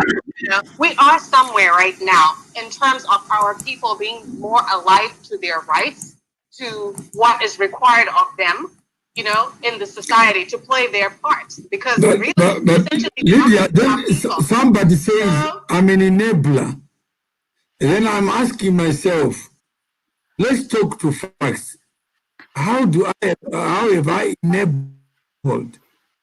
Banduvan says, after about 15 years ago, I heard you were struggling with citizen issues. because maybe one of your parents was not Zimbabwean. Did you get it? I had to go to court to order that. Well, I think here, I'll stop you right there. I think when people do bring up this enabler, thing, it's because we have some people just want to have double standards. One day it's, oh my God, what they're doing is wrong. We're talking about a regime, mind you, that has killed its citizens.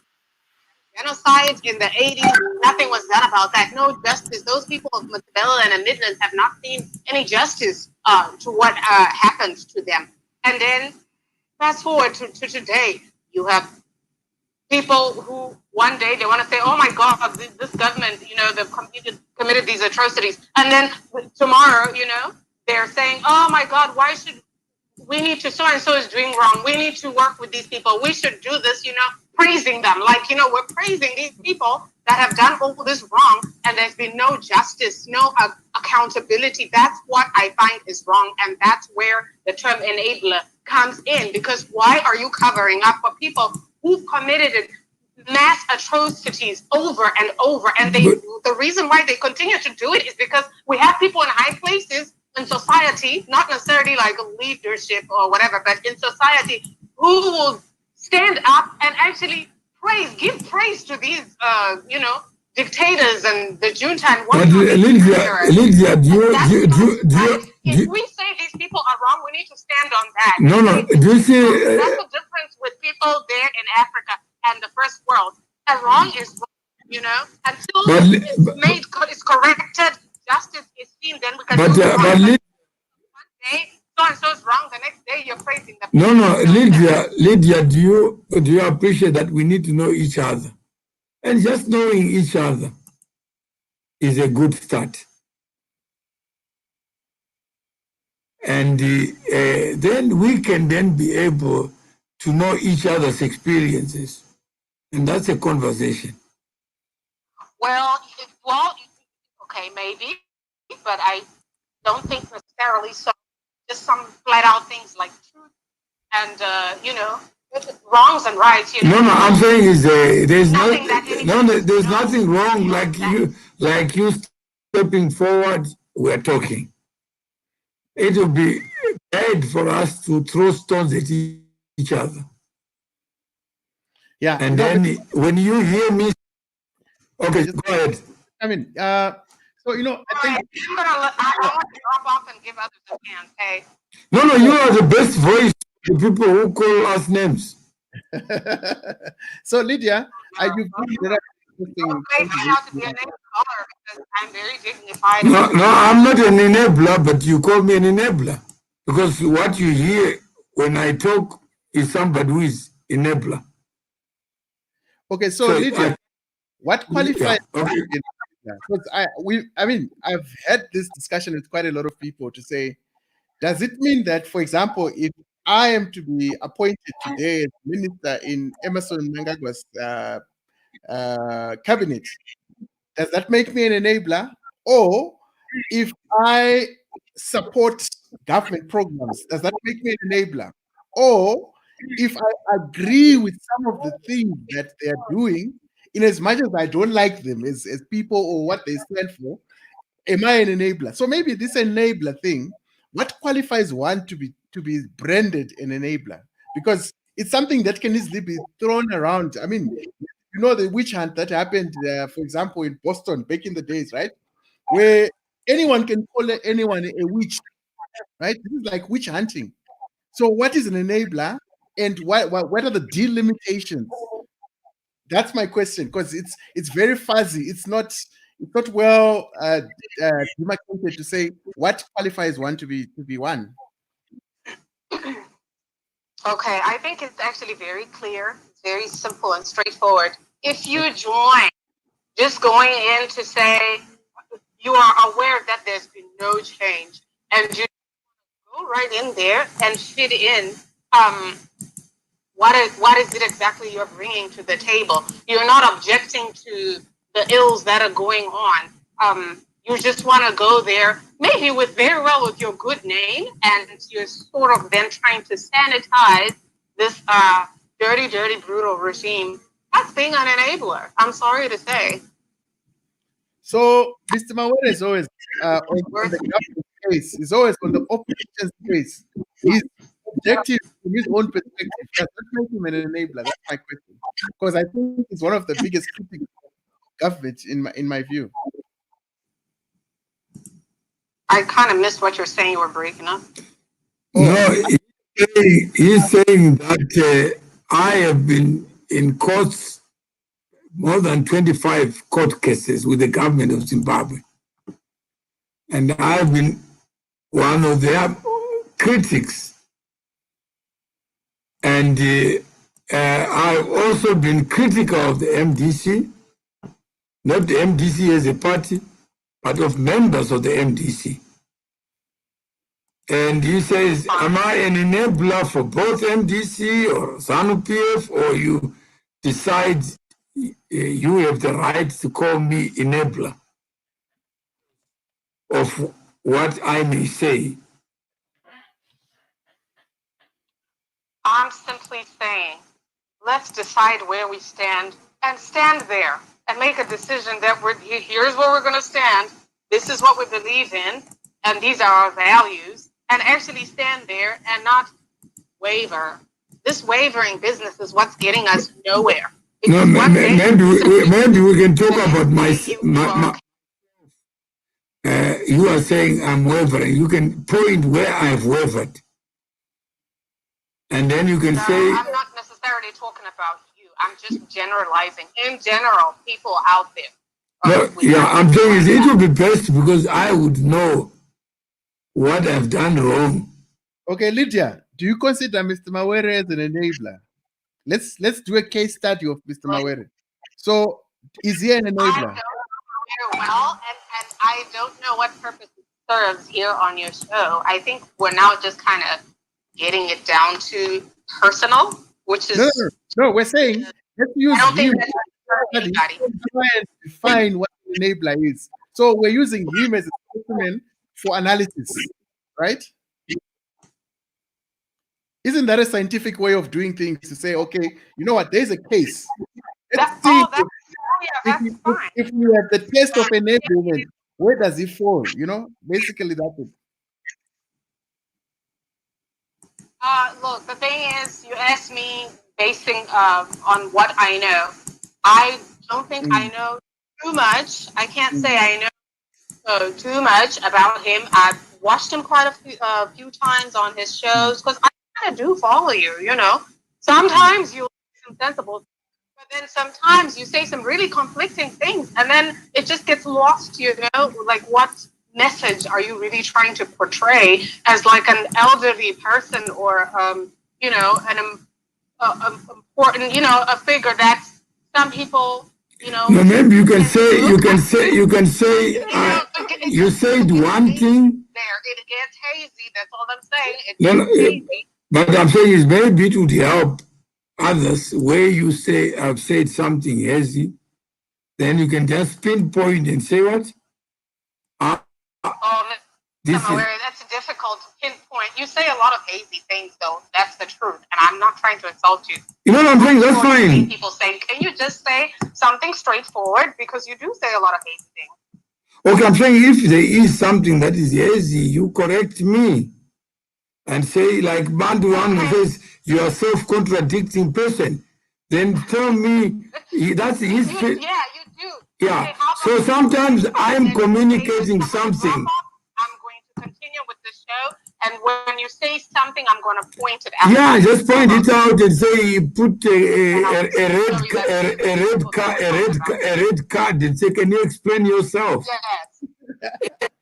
And then I would know, because I don't do it to please people to get a following, but just to share something.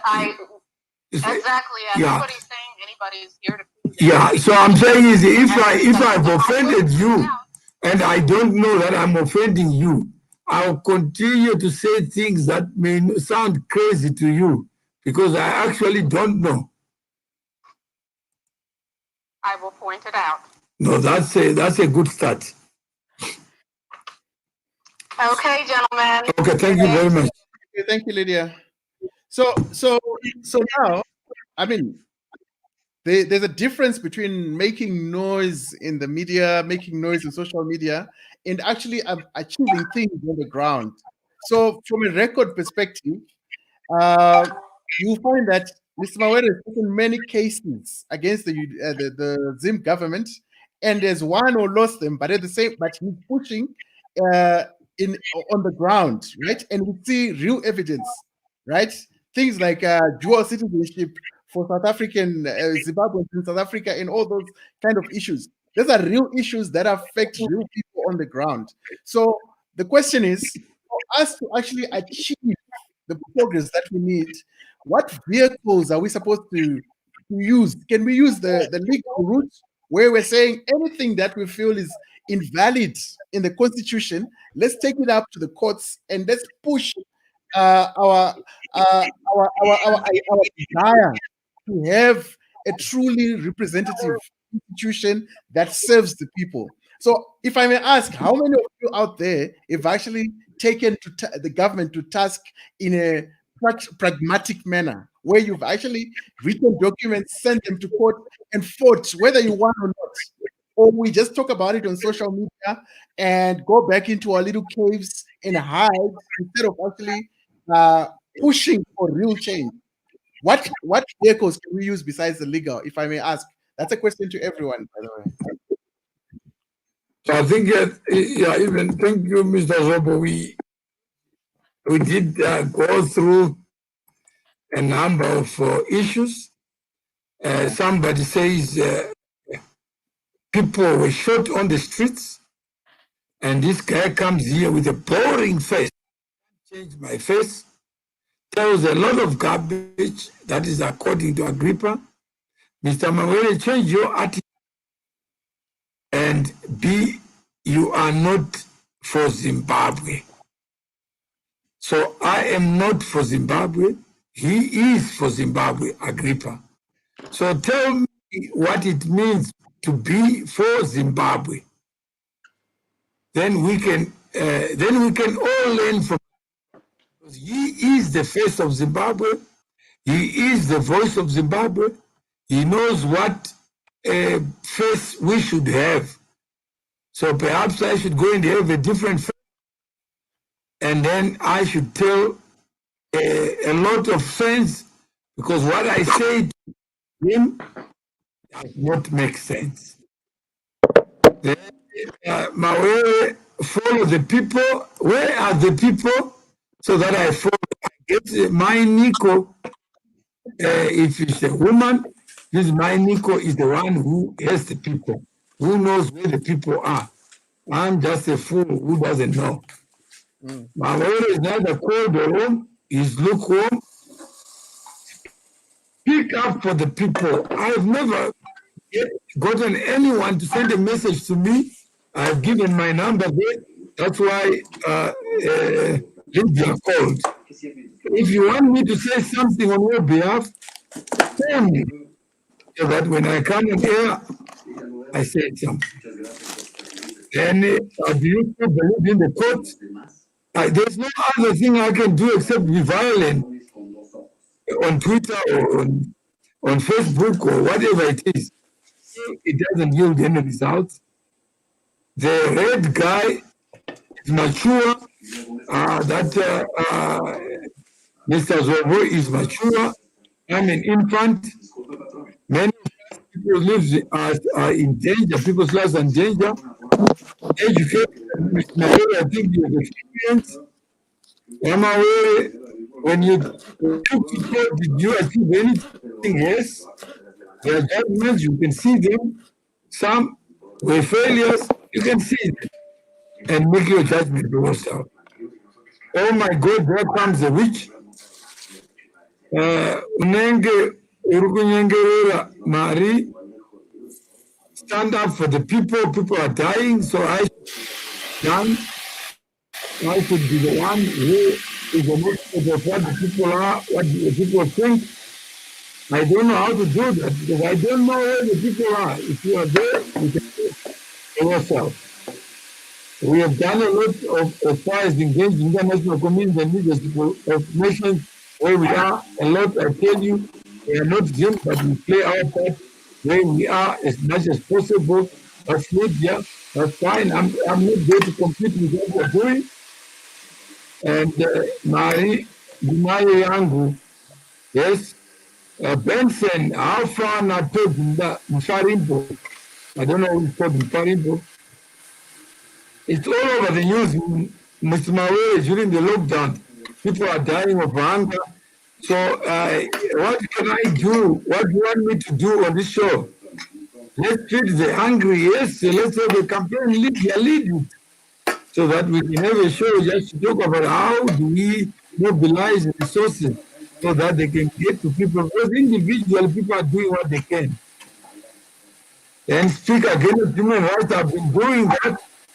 And today I was happy that Professor Maduku has asked for 2 days to think about something so that we can together fight. And then Tinombo Zazwedu Benson. Timbo Discaza Muri 3. Timbo Nzwa. Please tell that wizard to go. That I don't know who's the wizard now and what you want. Can you ask the guy in red to go live on his one? He's good. He's got a TV platform. You can take his name and go live because you will discover that what we are saying could be the same. The experience could be shared and fine. You can choose to insult me because that's what you may be good with. Why Here are is you the being food. insulted? Donate and share. That's fine. So Lydia shared. So people must also what? She's doing something, not just talking. So we congratulate people like Lydia, and may we multiply the number of Lydias in this world, the number of campaigns, and we share. She's already posted it here. And Tony Beta, if you speak up in South Africa, Maposa may hear you. I don't know what he needs to hear me for. I speak my voice, and people who know me, they know I always speak my voice. So I don't need the president to hear me. But I will always defend the right of somebody else to be heard. Okay. And follow the people. Zimbos are far from being mentally liberated. That's Michael Mutekeda who says that. Well done. That's right. So, welcome, Mr. Benson. Yes, sir. Yeah, there are some people who are calling you wizard. Did you know that? Hans, I'm a wizard. Dinda. I don't know whether because I was told I'm too ugly, boring. My face, just looking at my face, somebody gets angry. I wonder when it becomes the president of another country, whether I'm welcome or not. You may discover that I'm actually. Hans data wizard and data saying I am man. Yeah. As you Now, are a you know one of the you're a witch yet. one of the biggest problems, I am hated by people for supporting my country. And people assume that by supporting my country, that means I'm supporting ZANU-PF. By supporting my people and my country, which is 17 million people, their brains, their history, their past, their future, their resources, their efforts and talents. Hansi, I am supporting ZANU-PF. So people hate me for that. So I would assume that's why I'm being called a wizard. People also hate me because they don't understand me. They don't understand what I stand for. They don't understand the reason why I do what I do. They assume that I do it because I want attention, I want to be seen, and so forth. That's not why I do it. I do it so that we build Zimbabwe. And building Zimbabwe starts with the mind. Zimbabwe starts with the heart. That's what we need to be building, because I feel that the 40 years that we've had now, one of the biggest failures that we've had as a nation, and one of the biggest failures that our government has had, is they haven't worked on the Zimbabwean mind. They've educated us with the But, Western but, education. Mr. Matiarari,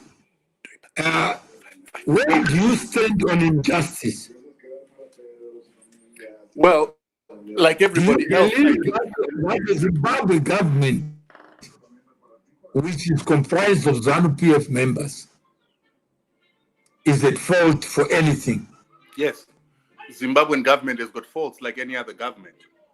But my policy. But why do you support the removal of sanctions when the government of Zimbabwe has imposed more sanctions on the people of Zimbabwe? I've never believed that the government of Zimbabwe imposes sanctions on the people of Zimbabwe. Hence, there has been no case against the government of Zimbabwe in any international I court. have 25 cases against the Zimbabwe government. Perhaps you didn't know them. Can I give you some of the cases? You didn't give me a chance to answer my question. Okay. So now I'm beginning to believe that you are using me as a mouthpiece to say what you want to say. Okay, no, go ahead. Okay.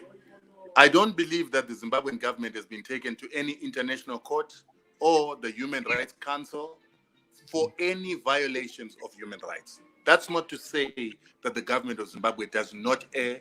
That's not to say that the government of Zimbabwe does not violate certain rights in isolated situations. But they do not have a record of systematic human rights abuses, and they do not have any judgments for gross human rights abuses. That is very important for us to put on the table.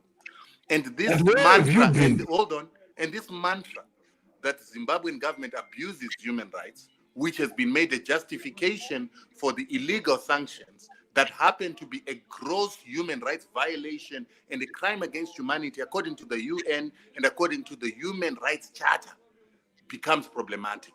Because what Zimbabweans are doing is that they're allowing the collective punishment of Zimbabweans and allowing the gross abuse of mass human rights in Zimbabwe on the pretext that the government of Zimbabwe abuses human rights. There's no court that has made that decision. And when the Americans imposed sanctions with that, they did not do it in the way that it should have been done according to international law to prove that the government of Zimbabwe has human rights violations. One more point before I finish. Yeah. However, the United States government itself has got rulings against it by the Human Rights Commission, and it has got judgments against it by the International Court of Justice, which sits in the UN and presides over these human rights violations and judgments that are made, or at least recommendations that are made by the Human Rights Council. Zimbabwe has none. Okay, Mr. Zombie wanted to say something. Also, so your logic, if I get it correctly, you're saying that the implies that there are no human rights violations, according to you. According to international law, according to human rights law, according to the Bill of Human Rights, there can be no crime unless that crime has been proved, tested in the courts, and the person that is being alleged to have committed the crime has had an opportunity to defend themselves. So that is a principle and a custom of law internationally and a custom of human rights. Okay, but if we give you cases, you are suggesting Gukura Hundi never took place. I'm not suggesting Gukura Hundi never took place. I am suggesting that Gukura Hundi was a war, point number one. This is documented. Point number two, there were 5 international... Between who and who? Who were the parties to the war? I'm specifying. Right. We had let's hear the specification. We had an amnesty in 2007, and an amnesty came with an armistice.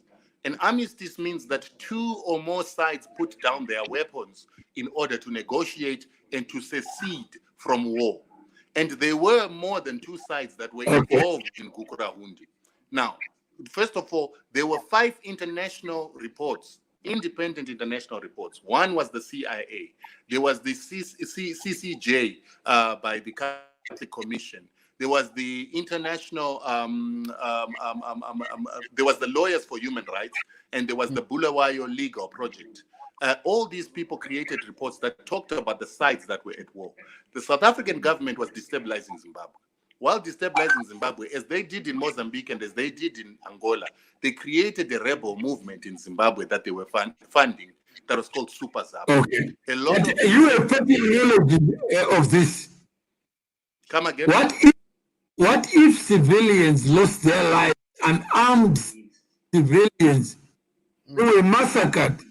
Yes, that always happens. Are you saying that is the creation of other human beings who didn't live it? What are the people who lived these atrocities? Where do they get their voice when they are dead? Right, but before we get a voice, we need to make sure that we're getting the right voice. That is why we're giving reference to documentation that actually went to do the research, that actually went to count the numbers, and went to interview victims. So we have got these 20,000 people were killed in Matebele land that cannot be proved by any report or any forensic evidence. So you're saying that okay, it's imagined. So that's what I'm trying to correct here. That let's not talk about atrocities based on lies and based on information that has not been verified. Let us talk about what's on the ground. What's on the ground and in these reports talks about 3,500 people who were potentially killed in this period. 3,500 people who were said to have been killed by not only by rebel forces that were being financed by the apartheid government, by dissidents that were defecting, and members of the the liberation movement who were patrolling the countryside, killing people, by apartheid agents who were operating in our country, bombing, murdering in order to cause a civil conflict or a civil war. And then there was the aspect of the government and some excesses by that very same government. But in those numbers, a good amount of those numbers, more than 1,000 of them, were killed by the rebels that were being financed by the South Africans. Nobody talks about that. And when I bring these to the fore, people believe that I'm saying that because I'm supporting ZANU-PF. No, I've got documentary evidence that everybody should be using as a reference. But tell me, Benson, ZANU-PF, do you have any problem with ZANU-PF? Yes, ideological. I've got lots of problems with ZANU-PF. Do you think the last 40 years of independence has unlocked the full potential of Zimbabwe? Government has played its part in unlocking that potential. Yes. The government of Zimbabwe is the government that has created the best education system on the African continent. The government of Zimbabwe has empowered Zimbabweans more than any other government on the African continent, maybe outside Libya, has ever done. That's why we've got business people like yourself, Strive Masiwa, and a lot of other Zimbabweans were empowered by indigenization policy. So you are suggesting that I was created by ZANU-PF? No. Is that your suggestion? I don't want us to personalize it. You said I must tell you. No, I'm saying I'm here, and you are saying ZANU-PF played a part. So I want to speak to facts. Yeah? Okay, let's go to the part. Oh, is he still there? He's gone. So I think with Gukura Hundi, I mean, the Catholic, the CCJP, the IASC, they've all classified Gukura Hundi as a genocide. So I'm not sure what he's talking about. I mean, this is what we call blind patriotism and not based on any facts. He's playing around with jargon. That's what he's doing. It was a genocide. It's been classified as a genocide. It's known by the UN, by everything. That's it. And I don't know what he's talking about. We need to forget the past so that we build a future.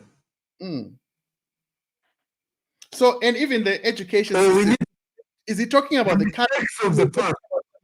Some historical fact? Because I don't think the quality of education in Zim is as good as it was 10, 20 years ago. It's totally gone. Benson, yeah. So Benson is a blind patriotic. It's dangerously patriotic, actually. Yeah, it's sad. What is patriotism? I don't know. According to him, he says the patriot. Sorry, gents. I got interfered.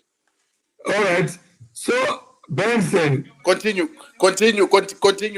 your discussion. I'll pick up. Yeah, guys, I like someone who said, Benson, they said, Mawere Zobo versus Benson. Okay. So let's have this battle of ideas.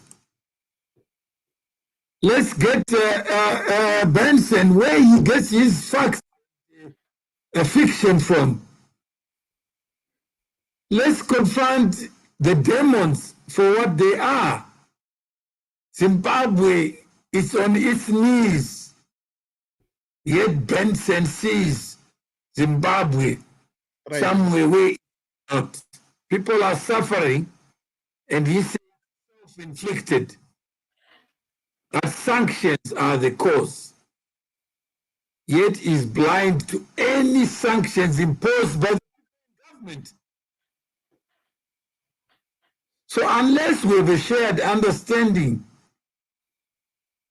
how do we proceed forward? Now, can you see the real danger of propaganda? No, definitely. I mean, here is a man that is hell bent on propping up Zimbabwe in the name of patriotism, but he's not looking at the facts. I mean, something basic that is measured on the Human Development Index, something like life expectancy, something like nutrition. Those things, Zimbabwe ranks the lowest in the world. And those things are very correlated to ability to learn, you know?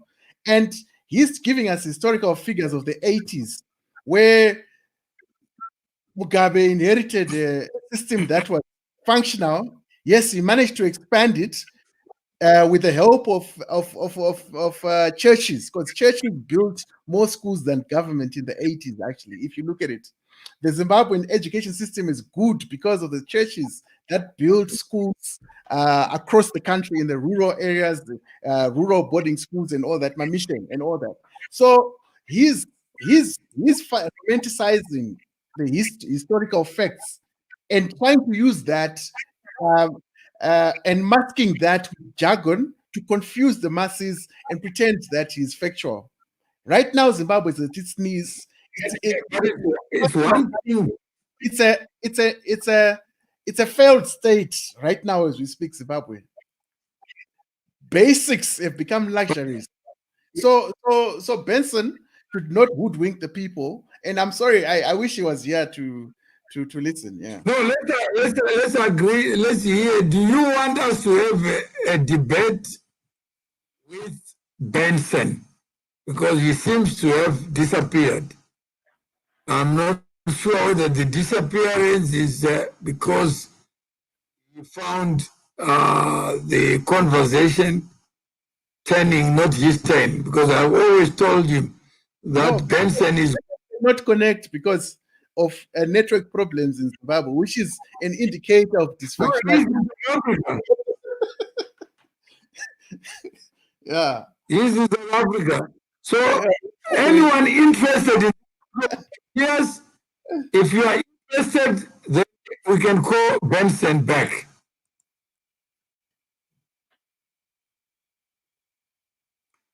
Anyone interested, just type yes or no, so that we know whether there's interest. Because people think we are enablers because we plan to harm them.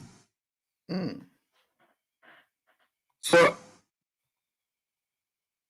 if you are interested, just say yes, so that we bring him back.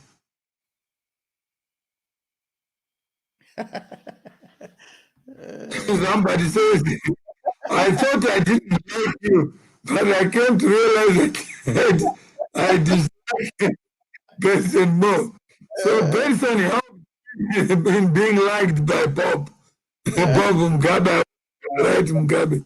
Yeah, no, I think that's with Mr. Mawari, I'm sorry, we need to have a constructive debate without having to fight each other. We need to be objective and build our country. Name calling will take 20 years. Agrippa, that's the spirit that we need. Let's disagree, but not become disagreeable.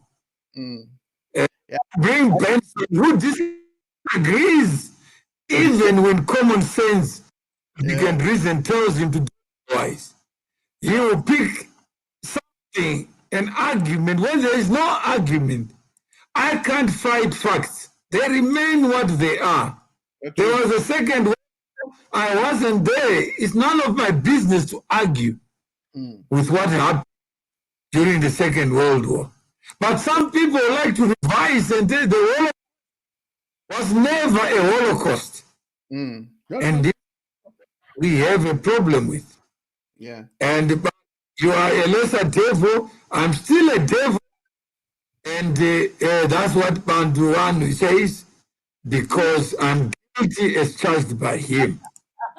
You don't deserve the presumption of innocence, because Banduanu, when he is the ruler in Zimbabwe, yeah, on the wrong path to go to heaven. Yeah. That kind of mentality is what we have a problem with. Yeah. Come back home, Mr. Mawere, to help us.